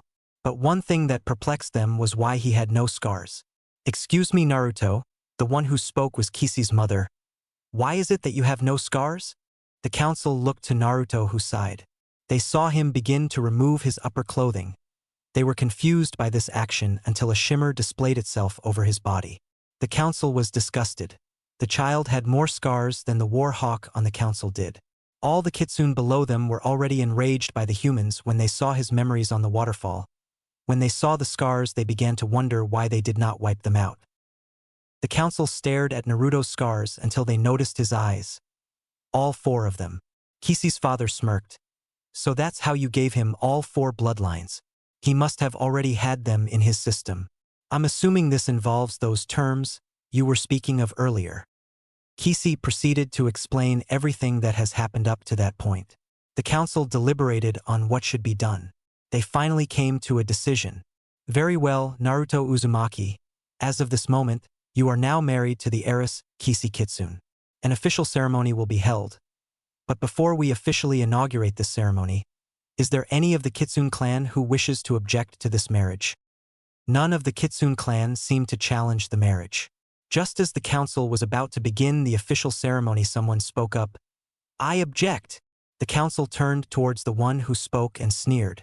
The one who spoke was considered the disgrace to the Kitsune family. He had committed more crimes in his life than they cared to remember. Kishi and Naruto turned around. Kishi noticeably shook with rage at the sight of the Kitsune. He was a tall Kitsune who wore a black sweeper coat. His pants were noticeably made out of the hide of some other demon, something considered despicable by Kitsune ethics. He had black hair that was pulled back. He had a pair of black combat boots. Like all the Kitsune that he had seen so far minus Kishi-chan, he carried a weapon. His weapon appeared to be a club, but it looked to be made out of bones. His face had a large slash mark across his left eye. His eyes were a different color, one was a dark purple, and the other was a sickly yellow. He also had a large scar running from the corner of his mouth to his left ear. His smirk showed his long fangs. But the thing that Naruto noticed was that this Kitsune was a black Kyuubi. The council grew incredibly impatient with this Kitsune. For what reason do you wish to challenge my daughter's marriage to this young man? Kishi-chan's father was not happy. Honorable Kitsune-sama, honorable council, my fellow Kitsunes, why should we allow the marriage between the heiress and a human? How do we know that the human will only use her to breed his race more soldiers, soldiers that would be destructive to our kind? Besides, he is already betrothed to marry 8 other women. Why should the heiress be thrown in? I believe that I would make a... Silence! The black Kitsune's rant was cut off by a mauve-furred Kitsune elder with black tips. He was wearing a black kimono with white fox designs. The Kitsune had a large broadsword on his back. The blade itself was emanating a dark aura. The Kitsune elder spoke. I will not hear another word. Odaku, corruption. You have shown all of us that you are incapable of being a proper mate. This will be the 7th time you have argued against a female Kitsune's choice of a mate, and every time you challenge the chosen for the girl's hand in marriage. You then kill the chosen, mate with the vixen, and then once you feel she has no more use, you then kill her. Due to Kitsune law, we cannot interfere with that, but I refuse to allow you to do this again. The elder was extremely angry. He absolutely despised the corrupted Kitsune. But Lord Ankaku, darkness. Kitsune law states that we are allowed to challenge for the vixen's hand in marriage. I merely thought that I would make a much better choice for them, and I killed the vixens, because they dissatisfied me. All the vixens were shaking in rage. How dare that bastard? And as it is my right to ask for this challenge, he looked up to the pedestal right into Naruto's 4 eyes. I challenge Naruto Uzumaki for Kyuubi's hand in marriage. Kishi gripped his hand tightly. Naruto looked at her and asked, what would happen if I refused the challenge? Kishi looked at Naruto. She then looked down. If you refuse the challenge, then I am automatically married to him. Naruto understood and looked back to Odaku. Odaku, I accept your challenge. Naruto began walking down the spiral, thinking. He knew that this Kitsune was equal in power to Kishi-chan. And the fact that he was a black Kitsune brought up something that Suzuri said. She said that the Shodame fought against Madara and a black Kyuubi. He wondered if this was the same Kitsune. He did not have time to ponder this, for almost as soon as he began to walk down, he was walking across the stepping stones that led to the spiral. He looked to see the gold and purple eyes of Odaku as he brought out his bone club, which was covered in blood. You know, human, this club has killed 6 chosen Kitsune, but it has never tasted the blood of a human chosen before. Plus, it has never tasted the blood of one who possess all 4 great dojutsu. I can't think of a better opponent in the form of a human. Odaku was getting testy, but he wanted to enjoy this as much as he could. I will not allow you to do to Kishi-chan what you have done to all the other vixens who you forced yourself upon. I understand this is a fight to the death. I intend to end you for your sins, Odaku. Odaku only smirked as Naruto placed his hands in a seal. His eyes were closed and chakra was swirling around him. Not even a second later his eyes shot open, revealing that his dojutsu had their first stage fully active. Odaku then placed his hands in the serpent seal where a black chakra swirled around him. He also closed his eyes, and not a moment later his eyes shot open to reveal they were glowing the same color as what the eyes were. The council stood as Kitsune-sama stepped onto the pedestal with his wife. The match between Naruto Uzumaki and Odaku Hajime. Not even a second after that did Naruto and Odaku launch themselves at each other, weapons drawn and eyes locked. The fight between the Sind Kyuubi and the gifted Chigon was about to begin. Chapter 1. Kishi watched as a fellow Kitsune, and the man she loved, fought for her hand. It did not matter if Odaku won, he would never have her as a mate. But the likelihood of Naruto surviving his fight with the Dark Kyuubi was extremely slim. She knew that she could kill Odaku, but Naruto had never fought a Kitsune before. Kishi looked back to the field as Naruto and Odaku slammed their weapons into each other. Naruto versus Odaku. Clang, Naruto's Mizuoni and Odaku's Bone Club were clashing with each other. Odaku smirked and sent a tail at Naruto. Seeing this, he pushed off of the Bone Club with his Mizuoni to gain some distance. The tail pierced into the ground right where he was standing. He sighed in relief. Gotta thank Zabuza for those quick sword lessons. Taking up his Mizuoni, he charged back at the Black Kyuubi. Odaku easily parried his blade with his own claws, sending Naruto tumbling forward. Odaku took this moment to smash the club into Naruto. The club was blocked by Mizuoni. The two clashed their swords together until Odaku raised three tails to impale Naruto. Shooting them forward, he aimed each one at a point to make sure the blonde could not escape. He was only a few feet away. Naruto saw the tails coming straight at him. He mentally panicked. What the fuck am I going to do? I can't escape this one. Think, Naruto, think.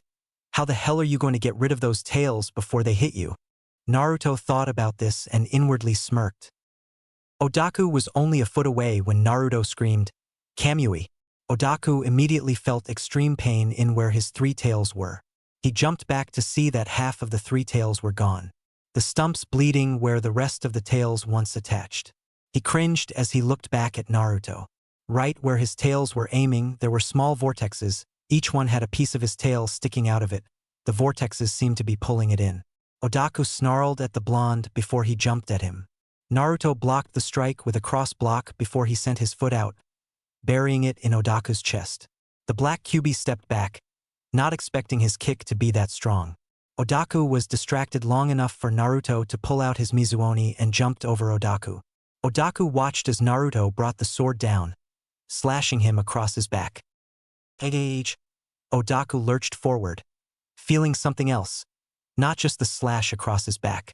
He turned back around to see that the blade was pulling on something. It was devouring the water in his body. He stood up and turned towards the blonde. His disposition did not betray his thoughts. How the hell can this human possibly be a match for me? I have lived for over 500 years, and never once has a human been able to do this to me. Odaku was so caught up in his thoughts that he never noticed the three Fuma shuriken coming at him until the last second. With Kishi and the council, all of them were astounded. Naruto had never once before fought a Kitsune. But here he was, standing against the most bloodthirsty Kyuubi in the history of the clan. Kishi was smiling. Her Naruto-kun was beating the shit out of Odaku. She always hated how Odaku would kill his mates if they ever dissatisfied him. And it absolutely disgusted her how he would basically humiliate them as he claimed them.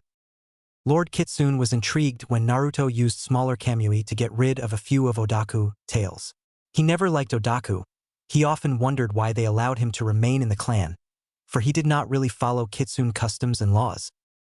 Kishi smirked seeing Naruto use Mizuoni's ability to devour water without even knowing how to do it. She absolutely loved that about him. It just meant she could have more fun with him when they decided to mate. The council was also impressed. They smirked seeing the three Fuma head straight for Odaku, but went wide-eyed at what happened next. Back to fight. Odaku had enough. He placed his hands in the horse seal and released a large mass of chakra. The chakra began to melt away at the ground around him. Odaku's physical form noticeably changed. His ears became more pointed, the bones in his tails became more noticeable, and his claws turned onyx black. His skin began to turn a sickly green color. His eyes remained the same, minus the part where their whole eye became the same color as their pupil. The tails that had been destroyed by Kamui were now healing. The bones in the tail grew to the same length as what the original tails were, but no flesh or skin grew to cover the bones. His bottom canines grew until they were pointing out from his mouth. Naruto was visibly shaking. His second stage Byakugan may not be active, but his regular Byakugan was more than enough to say that what Odaku had become was far stronger than what he was dealing with before. Odaku looked up and smirked. His voice was noticeably different. "How do you like the new look, human?" He launched himself at Naruto at speeds that were far faster than Naruto was used to. Naruto was sent sprawling 20 feet away from where he was standing when he was backhanded by Odaku. He barely had enough time to dodge the club before it smashed into the ground.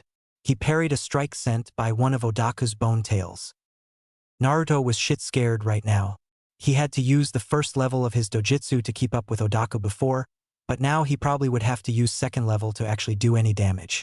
That put him in a tight spot. His chakra stores could only use all 4 dojutsu at once for a total of 5 minutes according to Kishi-chan. And if what the aura around him wasn't enough, you could practically see the malicious dark energy ripping about him. What the fuck is going on? Not even a minute ago I was fighting a Kyuubi with an ego. Now I'm fighting something that looks like the secret love child of Satan and some black nine-tailed fox. Despite the situation, the council couldn't help but snicker at the comment about Odaku's second form. Odaku's eye noticeably twitched before he smirked. "It's a special ability I have. Many years ago I gained the ability to absorb the powers of one demon by devouring its soul. Once I activate it, all injuries that I have received during battle are instantly healed. The soul I absorbed was that of an extremely powerful archfiend." Everyone was shocked at this. How the hell did Odaku defeat an archfiend? Naruto was confused at this statement.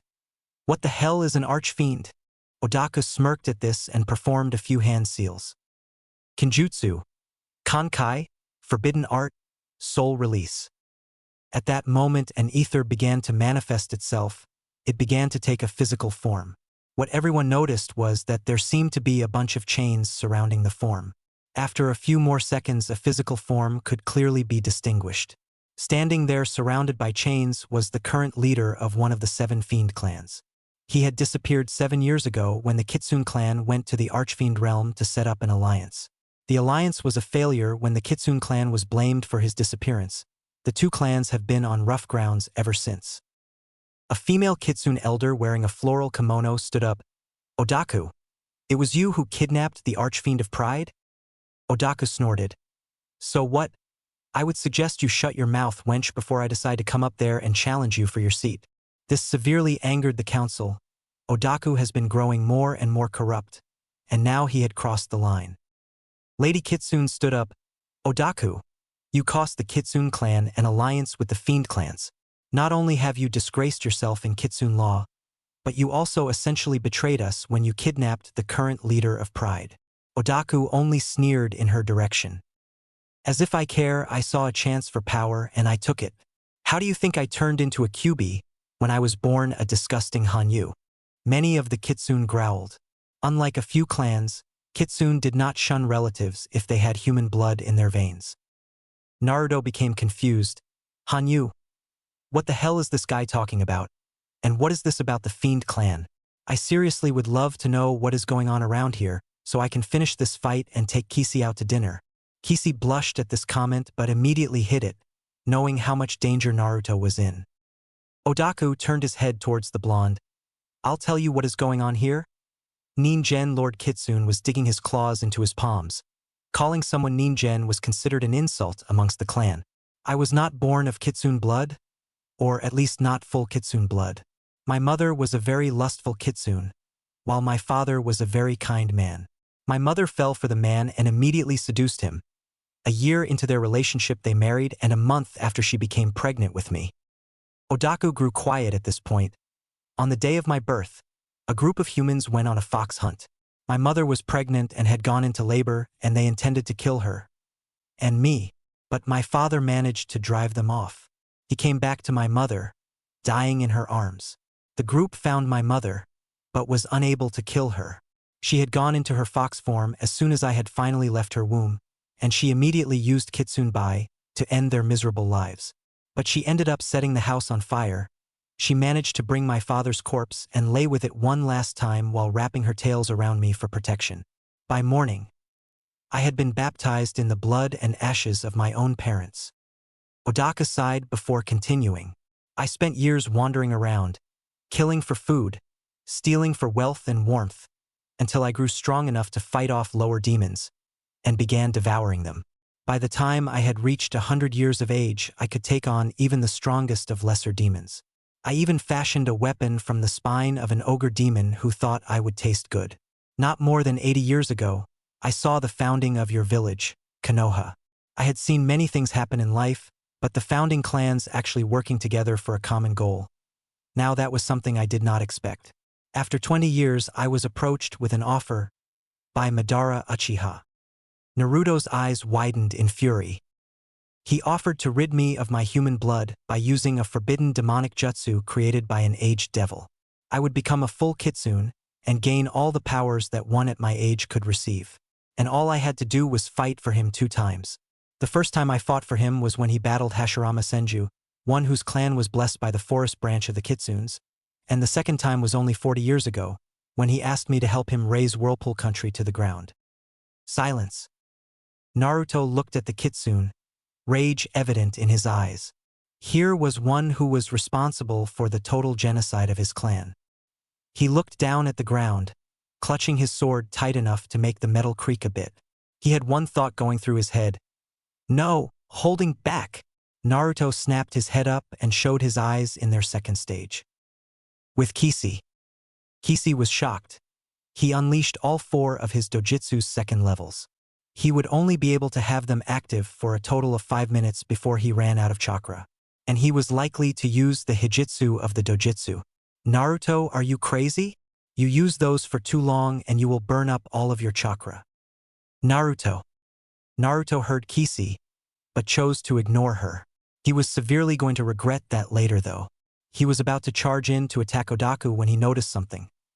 The chains that held that weird demon thing were connected to Odaku, and the chains were feeding him the Archfiend's energy. Naruto smirked, figuring a way he can work that to his advantage. He decided it was high time for some good old-fashioned Kage Bunshin. Kage Bunshin no Jutsu. In front of Naruto were 50 clones that charged at Odaku from different sides. 5 jumped in the air and tried to grab Odaku by the hair. They were cut to pieces by Odaku's bone tails.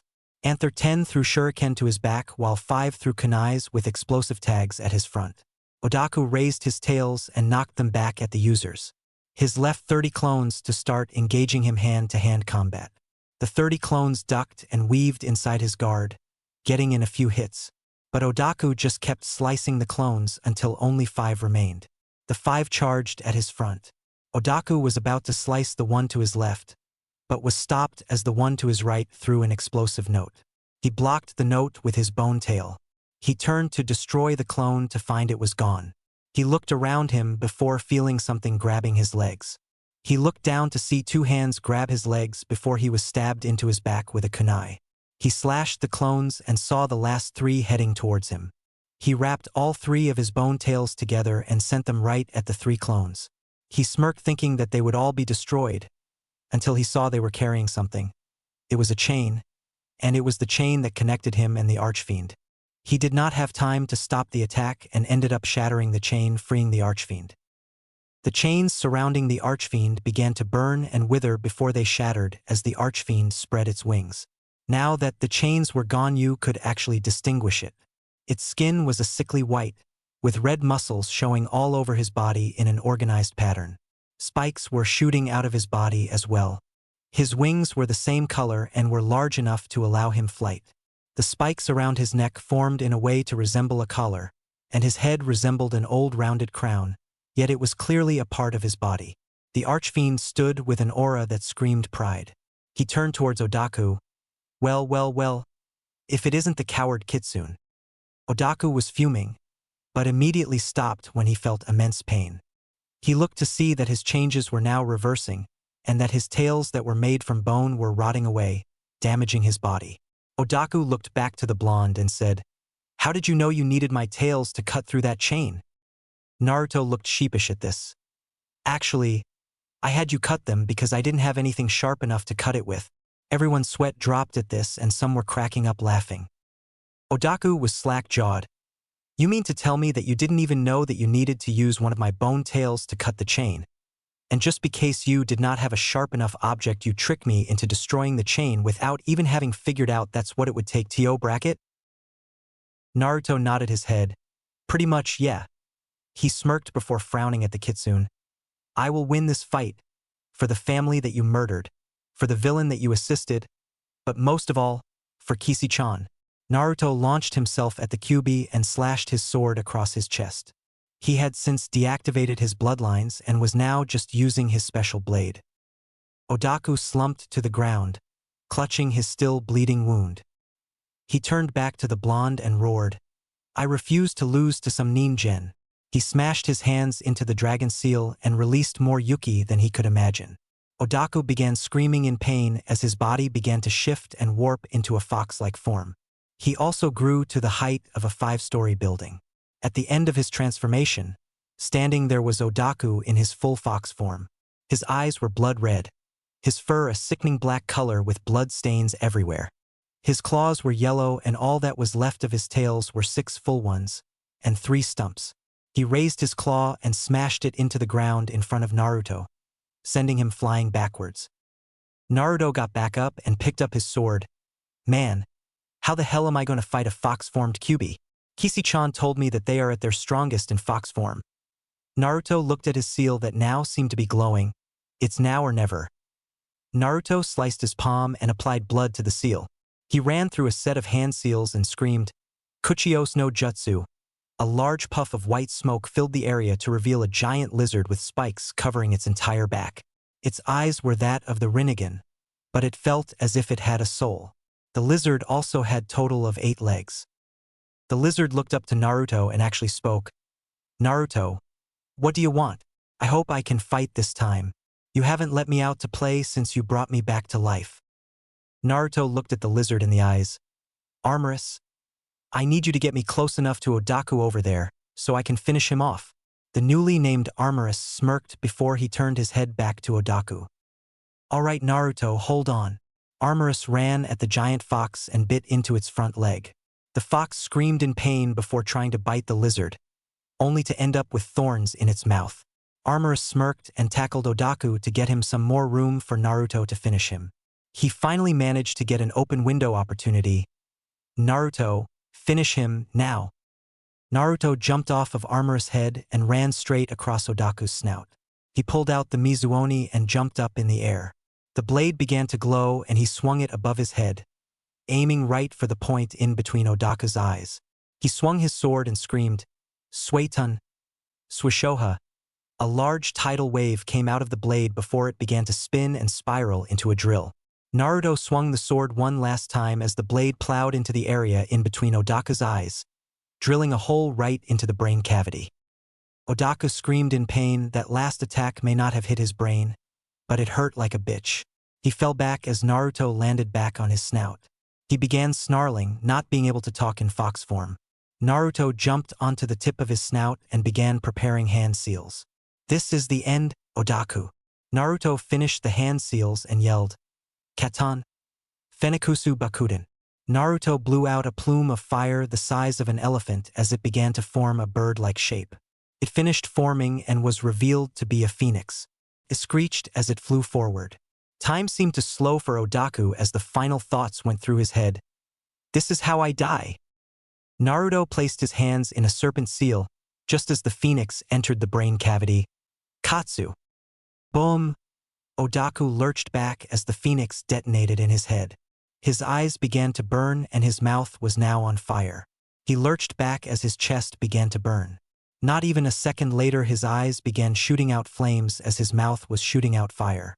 Using what little breath he had left, he roared his anguish and pain and finally was silenced. He slumped to the ground dead.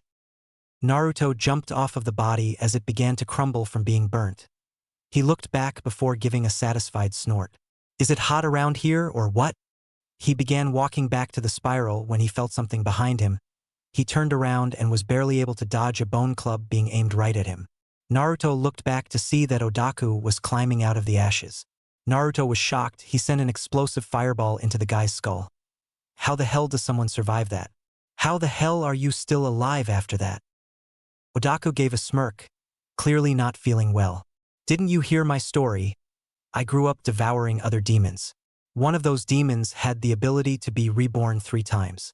I gained that ability as well when I devoured his remains. Odaku tried to move but immediately collapsed when his leg began to convulse. Damn it, I may be able to give myself a second chance at life, but I still have a good amount of the injuries. A group of kitsune with swords drawn surrounded Odaku. Odaku, for the crimes of kidnapping, murder, and violation of the laws of nature, you are to be condemned for execution as decreed by the council and Lord and Lady Kitsune. Odaku only smirked. I don't think so. Odaku placed his hands in a bird seal and immediately disappeared in a flash of dark flames. The kitsune ran to the place he was to only find a single black kitsune tail. Lord Kitsune smashed his hand into the ground. Damn it! I forgot he knew that trick. Kishi looked at her in a way that did not betray the question. That Kishi was Shippo Senku? It allows you to escape any situation by transporting them to nearest safe location, all at the cost of 1 tail. This leaves Odaku at the level of a 5-tailed fox, making him much easier to handle in the future. Especially at the fact hat once you lose your tail.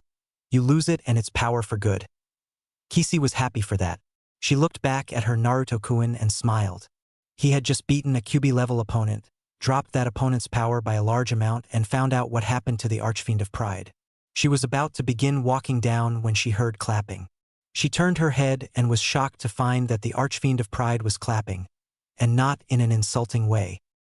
The Archfiend of Pride walked up to Naruto while still clapping. I must say I'm impressed. You fought off an opponent that far surpassed you in strength and abilities, and managed to free me from his grasp. The Archfiend scratched the back of his head. The only reason that fool managed to gain my powers was because he had backup. I cursed those damn traitors to our clan.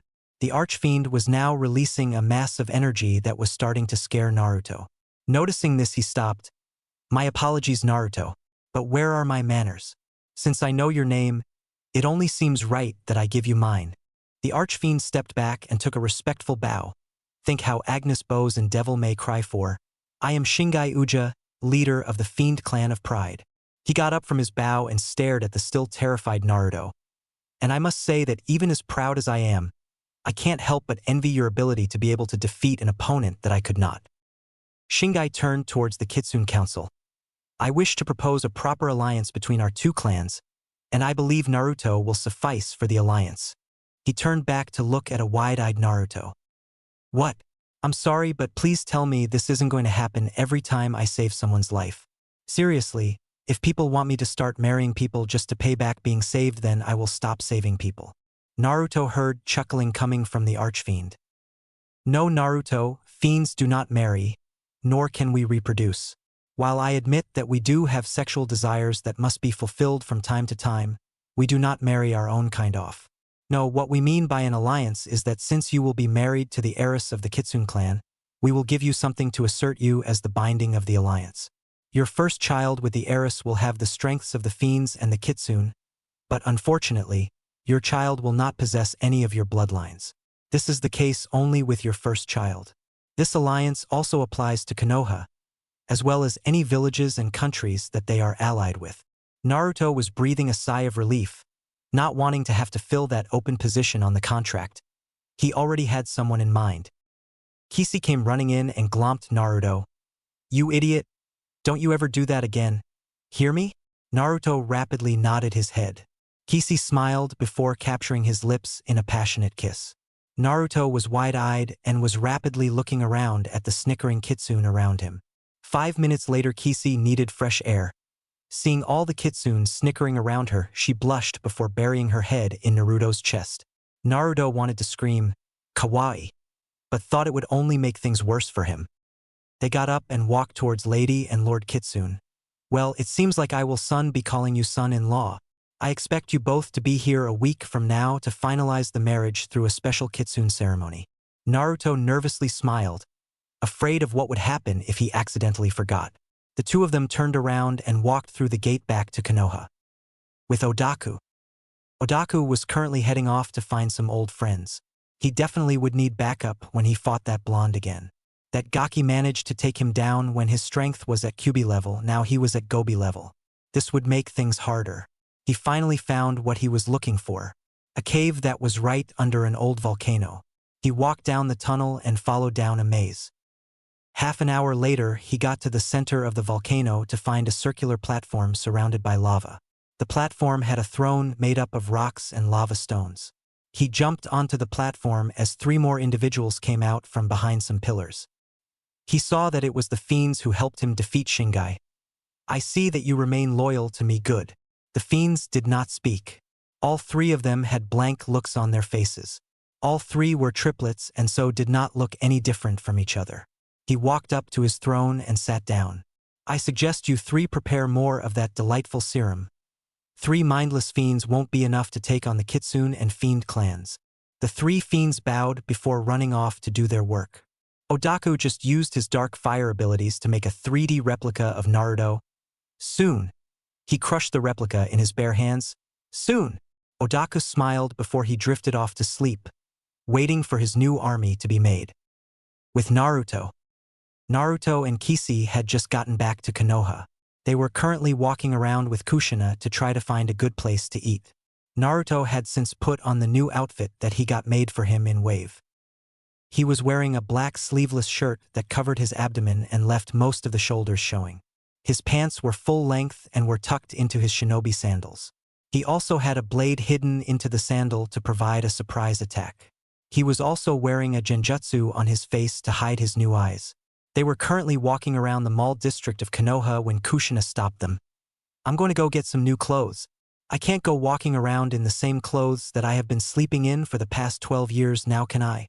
Kushina smiled, then dug into her purse. How about you 2 go get some ice cream? Kishi's lips went into a big smile, but Naruto remained neutral. Mom, Kushina turned her head towards him. What's ice cream? Kushina's eyes were wide as dinner plates. Kishi's jaw was practically touching the ground, and a cat nearby stopped chasing a rat. You've never had ice cream? Kushina was inwardly seething. His life was so bad that he never had ice cream before? Well, no, at least I don't think so. Before I was able to get food from Ichiraku would usually dig through a garbage can and eat what was in there.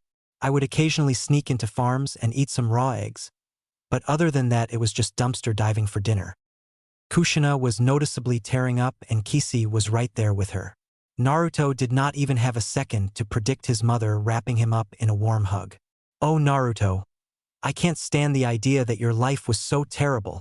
Kushina was crying in public, and people were looking their way. Naruto was blushing. Mom, could you let go of me? You're embarrassing me. The last part was said with a quiet growl that only Kushina could hear. Kushina immediately looked up at Naruto wide-eyed. What did you say? Mom. No, the other part. Could you let go of me? And oh, the other part. You're embarrassing me? Why? I'm embarrassing my son. I'm succeeding in being a mother.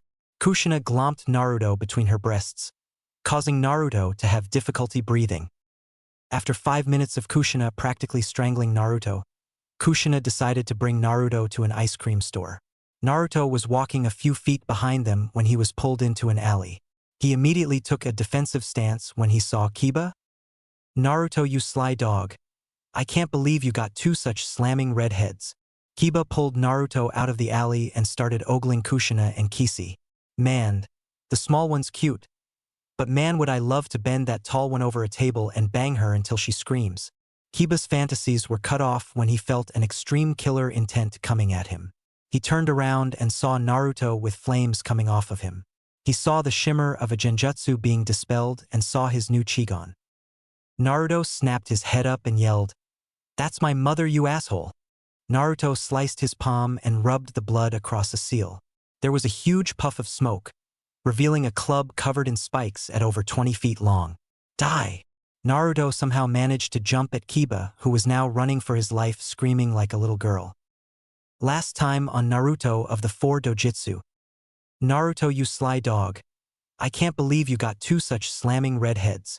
Kiba pulled Naruto out of the alley and started ogling Kushina and Kishi. Man, the small one's cute. But man, would I love to bend that tall one over a table and bang her until she screams. Kiba's fantasies were cut off when he felt an extreme killer intent coming at him. He turned around and saw Naruto with flames coming off of him. He saw the shimmer of a genjutsu being dispelled and saw his new Chigon. Naruto snapped his head up and yelled, "That's my mother, you asshole!" Naruto sliced his palm and rubbed the blood across a seal. There was a huge puff of smoke, revealing a club covered in spikes at over 20 feet long. Die! Naruto somehow managed to jump at Kiba, who was now running for his life screaming like a little girl. Back to present. Begin chapter, now. Come back here, Kiba, and die!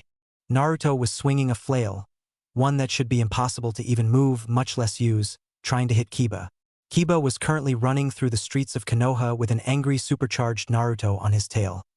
Not good odds. He ran past the Hokage tower and was currently trying to get home. He turned left and saw a shortcut. Oh, thank you, Lord. He ran to the shortcut, but was cut off by a giant club landing in front of the alley. He turned around to see Naruto carrying several cocktail bombs. Burn! Naruto threw the cocktail's bomb right where Kiba was standing. Kiba barely had enough time to move when the cocktail hit. It lit the ground right on fire. Not needing to think about his choice, he took off running in the opposite direction, with a pyromaniac Naruto on his tail. Bjorn! Naruto kept throwing cocktails like there was no tomorrow. Kiba was on the receiving end and had now lost most of his hair to stray flames. He kept running from the seemingly unlimited amount of cocktails. When will he run out of cocktails?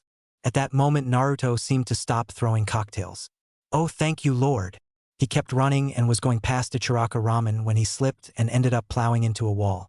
He groaned and tried to get up. When he got up, he looked in the direction he came from, to see Naruto holding a fuel tank with a flame at the tip on the job-made flamethrower. Naruto smirked. B-U-R-R-R-R-R-R, and you bastard, B-U-R-R-R-R-R. The flame grew and ended up acting as a projectile weapon. Kiba practically shit himself while he ran away from the approaching flames, flames that most likely were seen from the Hokage Tower. Hokage Tower.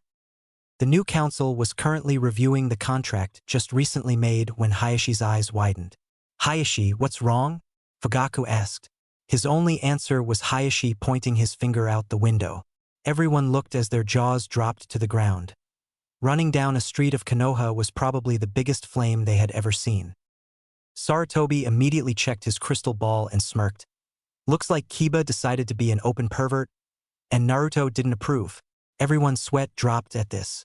Sum smirked before she left, heading off to the Inuzuka compound. Back with Kiba. Kiba had run into an alley and saw Naruto run past, still screaming about how he was going to burn him. Kiba sighed in relief and waited a few minutes. 5 minutes later, he walked out of the alley and looked around. Seeing that Naruto was not there, he released a sigh of relief. He did not know he was holding. Oh, thank you, Lord. Kiba turned around and ran right into Naruto. Kiba immediately stepped back, seeing the evil glint in his eyes. All 4 of them. Oh, you got to be kidding me. Kiba took off running with Naruto, throwing just about any pointy object you could think of at him. Where the hell is he getting this stuff? Kiba did not have time to ponder this as he saw a giant spinning saw blade coming right at him. He turned a sharp corner and ran down the length of the river. He looked back to see Naruto holding a giant-ass spear covered in minor explosive notes. Thinking fast, he waited until Naruto threw the spear. Boom!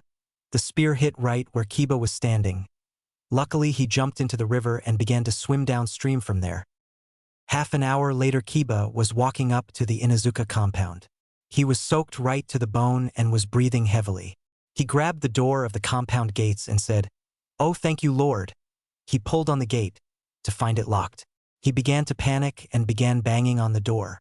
He was about ready to use Getsuga when he heard, "Oh, Kiba." Kiba turned around and looked into the 4 eyes of Naruto. He whimpered before he started clawing at the gates of the compound like a scared dog. Naruto got closer, he pulled out a pair of combat sticks and started to twirl them. Kiba stared at Naruto. Aaggggggghhhe. Kiba's screams of pain were heard all over Konoha, and the Inuzuka family was getting a front seat show. Camera room. Sum winced at the beating Kiba took. I don't think a leg is supposed to bend that way. Kiba screamed on the camera. Neither is it supposed to be able to do that, crack, or that. And it definitely isn't supposed to go that way. Sum was shocked that Naruto would go that far to injure somebody. She was about to go out there to stop it when Naruto spoke up. Are you going to make sexual comments about women in public again? Kiba shook his head no. Are you going to make those comments about my mother? Kiba rapidly shook his head no. Good, he walked up, leaving Kiba twisted like a French pretzel. Sum could only laugh at the predicament her son was in. She then proceeded to call the medics. All the medics. With Kushina and Kishi. They had just gotten to the ice cream shop when they noticed that Naruto was not with them. Panicking, Kushina went around every store in town asking if they had seen a blonde-haired boy with whisker marks. Almost all the stores said that the demon brat should just roll over and die. Every one of them got many broken bones courtesy of Kushina. They were now walking past the Uchiha compound when they heard, "Dad, you are dead, daddy, dead." To Kushina's surprise, Fugaku came running out of the Uchiha clan compound with what appeared to be a diary. Following behind was Suzuri with her will-o-wisp manjikyu blaring with Amaterasu flames coming out of them. Kushina turned to Kishi for an explanation. Kishi giggled before signaling Kushina to come closer. I noticed that she had the original manjikyu Sharingan. It was beginning to cause her to go blind. So all I did was overload her eyes with my Yuki and purified it. It still has its limits. Thump, which Suzuri has now met. Kushina looked back to see Suzuri holding a diary with a well-drawn picture of Naruto. She grabbed the book and began flipping through the pages. Kishi, you have got to read some of these poems. It seems that Suzuri has a very romantic side for my son. She showed Kishi the first entry. O beautiful orbs, so deep and pure. O golden forest, so silky and fair. So lovely, yet so unclean. So noticeable, yet unseen. O man whose heart is so pure it trounces heaven. O Naruto, I love thee, and I wish thy love returned. Kishi read through a few more entries until she got to a very interesting one. O Naruto, my love, your mask fools all but me. How I wish I could show you my heart, and let my love set you free. O Naruto, my darling, your kindness knows no end. For even if one is your foe, they quickly become your friend. O Naruto, my dear, how my heart longs only you. My eyes see what most cannot, and that my love for you is true. O Naruto, my hopeful husband, I long for your gentle touch. For seeing you in your greatest is simply not enough. O Naruto, my sunshine, I love you through and through. O Naruto, I wish you'd love me too. Kushina ran through the diary and found a beautiful drawing. It was an Uchiha-style wedding dress, but it was patterned with swirls and whirlpools. The hem of the dress was like any other kimono, but the Uchiha ravens seemed to fly in a beautiful pattern. The dress itself was a beautiful mixture of the usual black kimono of usual Uchiha weddings, and it also had a tone that was more energetic. It was possibly the most beautiful dress she had ever seen. She was about to flip through a few more pages when Hei saw Suzuri stir. They immediately closed the book. Luckily, Kushina has a photographic memory. Suzuri stood up and looked around. She saw Kushina and smiled. Kushina-sama, how are you today? Suzuri did not notice the smirks on their faces. So Suzuri, I see you have a very romantic side to you, Kishi said while holding the diary in front of her. Suzuri immediately tried to grab for the diary but was immediately avoided while Kishi read a passage in Suzuri's diary. His masculine beauty is without flaw. His heart is purer than the whitest of snow. Oh, how I wish for thee to allow me to taint thee with my love. Can my lust for you be considered a sin? Is it a sin to love one so pure? Is it a sin for me to love a man whose heart echoes with the voice of 1,001 angels? If so, how can I not sin myself, when my love for thee cannot be quelled? How can I possibly hope to gain your affections, my Naruto-kun? Suzuri was blushing so badly it made a tomato look pink. Only those in her family knew her infatuation with poetry, and only her father and mother knew how many poems she wrote of Naruto. She also had an eye for art, and would often paint pictures of herself and Naruto, often in sensual poses. Her mother thought her artwork far surpassed any she had ever seen before, and her father made jokes about how Naruto would love that side of her. Her older brother, who was currently in league with some organization, had thought her artwork would be loved by many. Sasuke even thought she was a great artist. He had grown cold after the Uchiha Purge. The Purge was essentially the destruction of most of the clan. Almost the entire clan was planning a coup d'etat, and the plans involved her love Naruto. Itachi had left the village to get the Leaf more powerful allies. The Uchiha clan had made up most of the police force. The Purge had severely crippled Konoha. Itachi had heard something about a rebel group in Amigakure, as well as some sort of organization with AS rank missing needs. She looked back to a smiling Kishi who was handing her book back. She smiled knowing she was only playing around. Now if only her father would stop going so far with his pranks. She waved to them as they parted and left to go pack her things. She was moving into the Namikaze compound. With Anko, Kurinai, Yugao and Hana. The 4 Jonin babes were packing up their own stuff so they could move into the Namikaze compound. They had just finished packing up the rest of their stuff and were now heading off to the Namikaze district. They were only a few blocks away when they saw Kushina with Kishi. Kushina-sama? How are you? Where's Naruto-kun? Kurinai was wondering where the blonde Gaki was. She wanted to get to know him better. That's the problem, we can't find him. One minute we were walking to the ice cream stand so he could try out ice cream, the next minute he was gone. I honestly have no idea where he is. Kushina was getting worried. She had been looking for Naruto for over an hour. She was about to go to the Hokage tower to find him when… Ha ha ha ha ha. Kushina, you have got to see this video. It may look painful, but I swear it is worth it. Kushina turned around to see Tsum walking up holding her gut. They then proceeded to walk to the Namikaze compound after the girls assured her that Naruto would be fine. They plugged in the video and watched. About halfway through they were wincing and laughing at Kiba's despair. Kushina was wondering what it is Kiba did to deserve that, at least until the end of the video. A www. My son cares. YAA. Kushina was doing a happy dance inside her head and releasing a fangirl scream in the real world. She immediately stopped her motherly happiness. Hen Tsum tapped her shoulder. She blushed before looking at the girls. Okay girls.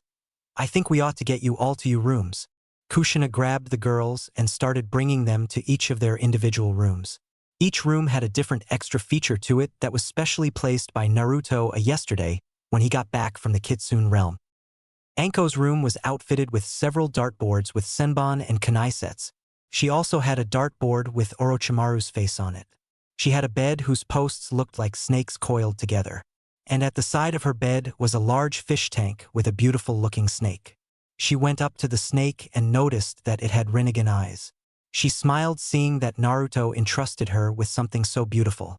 It looked at her and said, Anko-sama, my name is Serpos. Naruto-sama specially ordered me to be your personal Rinnegan summon. He went to a great extent to make sure that each and every one of you was protected. He did not give everyone a summon beast, but you seem to use summon beats in your fighting style, so he decided to give you me. I have not yet begun my metamorphosis into a true summon yet. For me to begin my metamorphosis, I must ask that you allow me to bite you. A seal will appear where I bit, and I will begin my transformation. Anko reluctantly allowed the serpent to bite her wrist and saw the seal appear. The snake then coated itself in a chakra cocoon.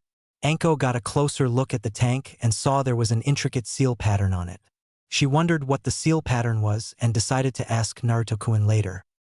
Hana's bedroom was given a few dog beds that allowed for her 3 ninken some comfortable sleep. She noticed that the bedpost's feet were shaped like dog feet. She looked around the room and noticed there were some medical and veterinary tools lying about. It armed her heart to know that Naruto put so much effort into the room. She turned around and saw the Inuzuka clan crest of a dog's paw with the Inuzuka face marks on either side. She looked around one more time before she saw a security seal over each window and over the door. She smiled seeing how much Naruto cared and left the room. Yugao's room was given several weapon racks where she could put her katanas. She also saw there were several cat images. She smiled seeing as she loved cats. She walked around the room and found several beautifully made blades that she had never seen in Konoha, but were clearly made by the hands of a Kusagana. She wondered where Naruto had found these blades, but decided that she could ask him later. She looked around and found a note. Third wall on the right, 3 feet from corner, 5 feet from floor. She decided to go to that spot and found a small button that you would have to actually be looking for to find. She pressed it and the wall began to part. Think how a garganta opens in Bleach. She walked inside to find several ANBU masks as well as a few more beautifully made weapons. One caught her eye though. It was a beautiful double-blade katana, Katage Suba from Final Fantasy Advent Children. She looked at the handle and found a trigger. She pressed it and the 2 swords separated. She twirled them around for good measure and then reattached them. She smiled and left the room.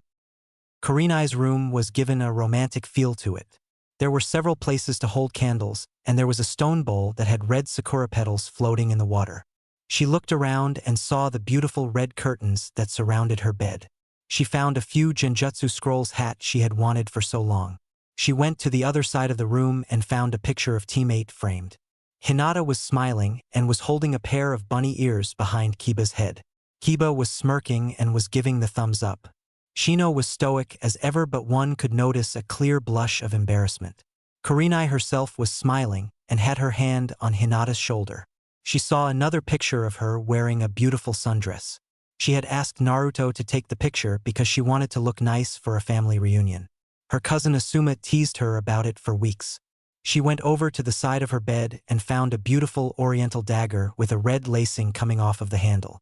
She quickly put the dagger down and ran out of the room to thank Naruto when he got home. With Naruto had just finished up with getting a few things for the rest of the rooms for the girls and was now heading back to the compound. He hoped Anko liked the serpent. He found the snake near death on the side of the road and decided to save the little bugger. Apparently the village dislikes snakes as much as it dislikes foxes. He was just outside of the Namikaze compound and looked up. The house was large. It was huge. The house had a Western/Oriental design to it.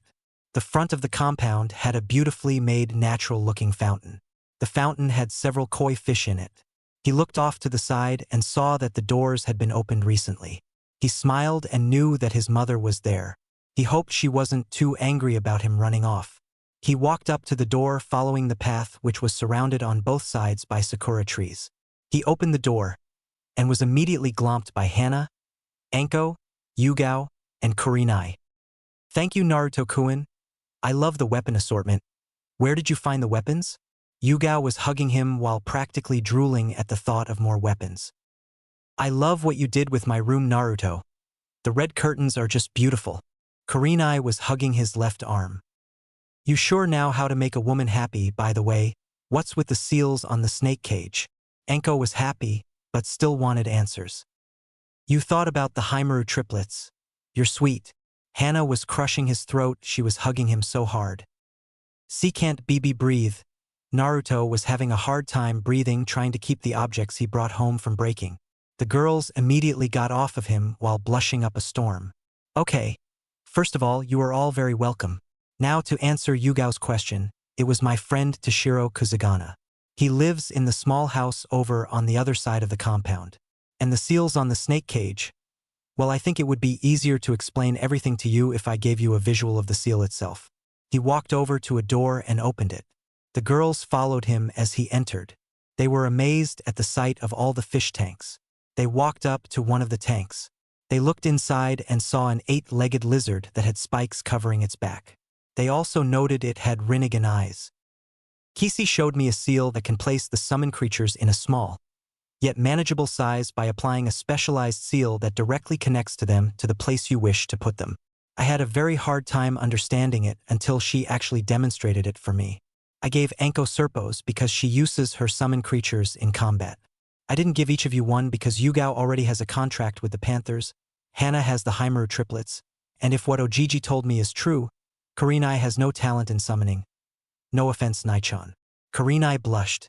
Besides, from what I heard, Orochimaru has the snake contract, so he could probably set up orders for the other snakes to kill Anko-chan. Hana decided to ask a question. How many summon animals can you have? I can have as many as I want so long as I can either use their body as a summoning tool. Now if you lovely ladies will excuse me, I have to go finish up the other rooms so that when the other girls arrive they can be comfortable. Naruto grabbed his bag and led the girls out of the room which they now noticed was labeled summons. He went upstairs and began to work on the rest of the rooms. The girls were about ready to head upstairs when they heard knocking on the door. Kurinai went to open it and found Haku, Hinata, Suzuri, and Ayame out on the porch. Hello Kurinai, how are you? Where's Naruto-kun? I want to show him how great I am with my manjikyu. Suzuri immediately started jumping around for joy at being engaged and soon to be married to Naruto. She was currently carrying a scroll that few knew had a bunch of art materials. Kurinai-sensei, is Naruto-kun here? Hinata was carrying a bag, and Kurinai noticed that there were several handcuffs in it. Oh boy! Kurinai knew Hinata was a closet pervert. Hell, she had to follow Hinata around most of the time to keep her from raping Naruto. Sure, she didn't manage to keep her from feeling him up, but hey, no one's perfect. Haku started looking around the house and saw the summons room. Hey, what's in there? Haku wanted to know as much about Naruto as she could. Yugao answered, that's the room that he keeps his Rinnegan summons in. I am going to ask him if I can put my family's summon scroll in there as well.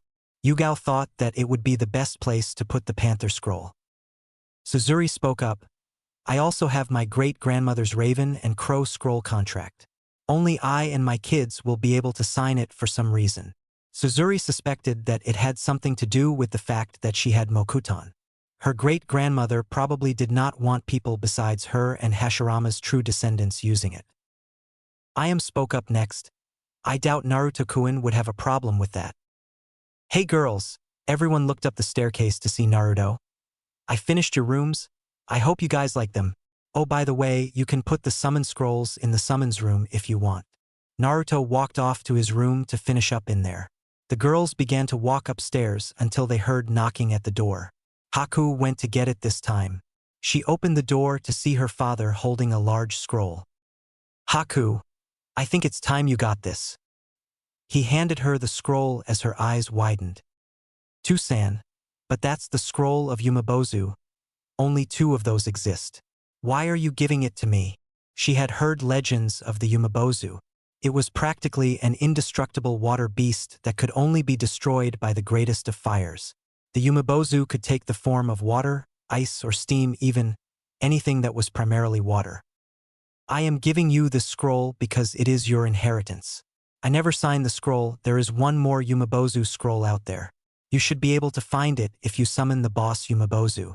Your mother and I have already decided that your younger sibling will be the clan heir. They will receive your mother's Ice Bear contract, so that way our clan is still with a form of summoning. But when you find the other scroll, could you please give it to us? Zabuza wanted to make sure that the Yumabozu contract stayed out of the hands of evil bastards who would use it to destroy. Of course, Tusan. And thank you. Haku hugged her father and then brought the scroll into the summons room before she ran upstairs to her room. Haku went into her room and was amazed. Her bed looked like it had wave markings running through it. The sheets looked to be made of fine silk. She looked to the other side of the room to see a fish tank. It had several types of fish that can only be found in Mist Country. Naruto went a long ways to get them. She also saw a lever on the wall. She decided to pull it. The lever dropped and she heard clanking coming from the ceiling. She looked up to see a bunch of dartboards on a constantly spinning rotator in the room. She smiled, seeing that she loved how good her aim was. She walked around the room and found a beautiful sculpture. The sculpture itself was made out of what appeared to be ice. At a closer glance, it was revealed to be made out of crystal. The sculpture was of a siren, the mythical creature, not the thing on a police cruiser. It was absolutely beautiful. She smiled before she ran out the room looking for Naruto. Suzuri found her room right next to Haku's. She opened the door and found a bed that had beautiful flame carvings in it. She noticed that the Uchiha fan was on a cloth above her bed. She looked around a bit more and found a bunch of canvases covered in cloth. She took off the cloth of the first one and found the painting she made of her and Naruto dancing in a rain of sakura blossoms. She smiled, knowing her father told Naruto to bring these. She looked around and found a bunch of blank canvases. She also found a great amount of paint and stencils. She turned towards the wall and found something that made her cry in happiness. It was a beautifully made shelf that had a ginger tone to the wood. She looked at the carvings on it and found that the shelf couldn't be more than a day old.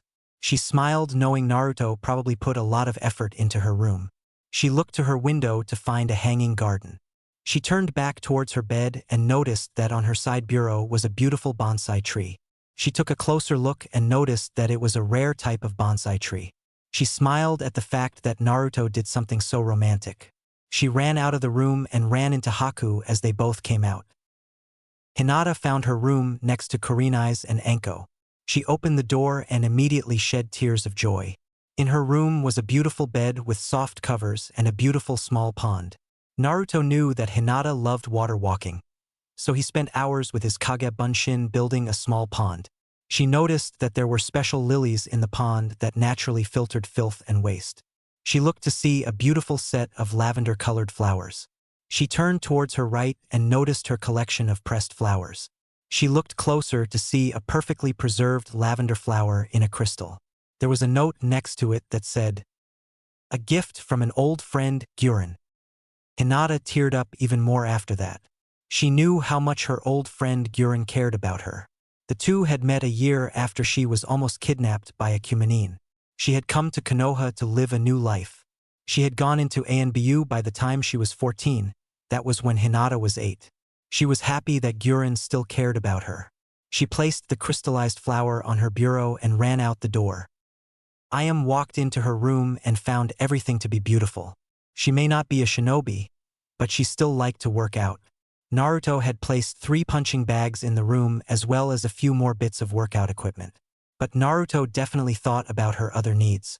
She looked at the other side of the room to see her bed. It had a beautiful oriental design in the wood, and the sheets looked soft as silk. She looked at her ceiling and saw that it had a beautiful chandelier hanging from the ceiling. She saw that her window looked over the backyard. It was truly a beautiful sight. It wasn't surprising that it was not very extravagant. While she had known Naruto for years, she never actually thought about telling him her likes and dislikes, afraid that he would reject her because of it. She was so happy that she ran out of the room to see Hinata looking at Haku and Suzuri, who were lip-locking. Haku and Suzuri jumped back. "Oh, come on." They both screamed at the same time. Hinata was trying extremely hard not to laugh, but Ayame had no such control. "Ha ha ha ha ha ha. You girls should have seen your faces. Ha ha ha." Ayame was clutching her stomach because she was laughing so hard. Hinata finally couldn't take it and laughed until she was in the same position as Ayame. Suzuri and Haku looked at each other before they too started to laugh. They finally stopped laughing when they heard, "Why, Naruto-kun, you were so sweet. I didn't expect for you to do so much for each of the girls' rooms. I knew you were very romantic, but you certainly outdid yourself this time. Come on, let's see my room." The girls turned around to see Kishi dragging Naruto their direction. They then noticed the other bedroom door. They wondered what Naruto did to her room to make her feel special. "Okay, on the count of 3, 1. She grabbed the door handle. 2. She turned the knob. 3. She opened the door and immediately looked inside. Kishi had tears in her eyes. In the room was a bed with foxes carved into the wood. The sheets were also a beautiful crimson that matched her hair color. She turned to her left and found a beautiful sheet with foxes all over it. She saw a fox plushie on the side of her bed as well. She looked around to see a beautiful garden in her room. She also saw a special man-made waterfall that was giving the plants just the right amount of water. She looked to her wall and saw something she thought she would never have: her mother's sword. It was a beautiful sharpened katana with a black sheath and handle. The guard was a beautiful gold color. She cried tears of joy at the fact that she finally had been bestowed a weapon. In Kitsune terms, it meant that they were finally an adult. She turned towards Naruto, grabbed him by his shirt, and smashed her lips against his. She kept on lip-locking with him, not allowing him to breathe. When she finally let up, he was unconscious. She looked back at the girls to see them staring at her with wide eyes. She nervously smiled and picked Naruto up. She was about to walk out of the room when a black flash appeared right in front of her. She looked back at the flash to find a small fiend standing there. The fiend spoke. Lord Archfiend and the Archfiend Council wish to speak with both you and Naruto-sama. He looked behind him to see several terrified girls.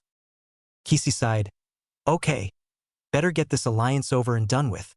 She grabbed the fiend's hand and they disappeared in a puff of black. Fiend Realm. Kishi and Naruto, who was still unconscious, had just been transported to the Fiend Realm. They were now standing in front of the High Council of the Archfiends. Naruto was waking up a minute after their arrival. He groaned as he opened his eyes. The first thing he saw was a fiend standing right in front of him. Holy Isachadi, what the fuck? Is this hell? He looked to see a flaming gate. New, Kishi-chan. You killed me out of happiness with your kiss of love. Such a cruel way to die. The fiend's sweat dropped at the performance while Kishi chuckled. Naruto-kun, you're not dead. We just came here to finalize the alliance with the Fiend clan. Naruto breathed a sigh of relief after that. He got up and followed Kishi-chan through the flaming gate to the Fiend world. Oh boy, was this going to be fun.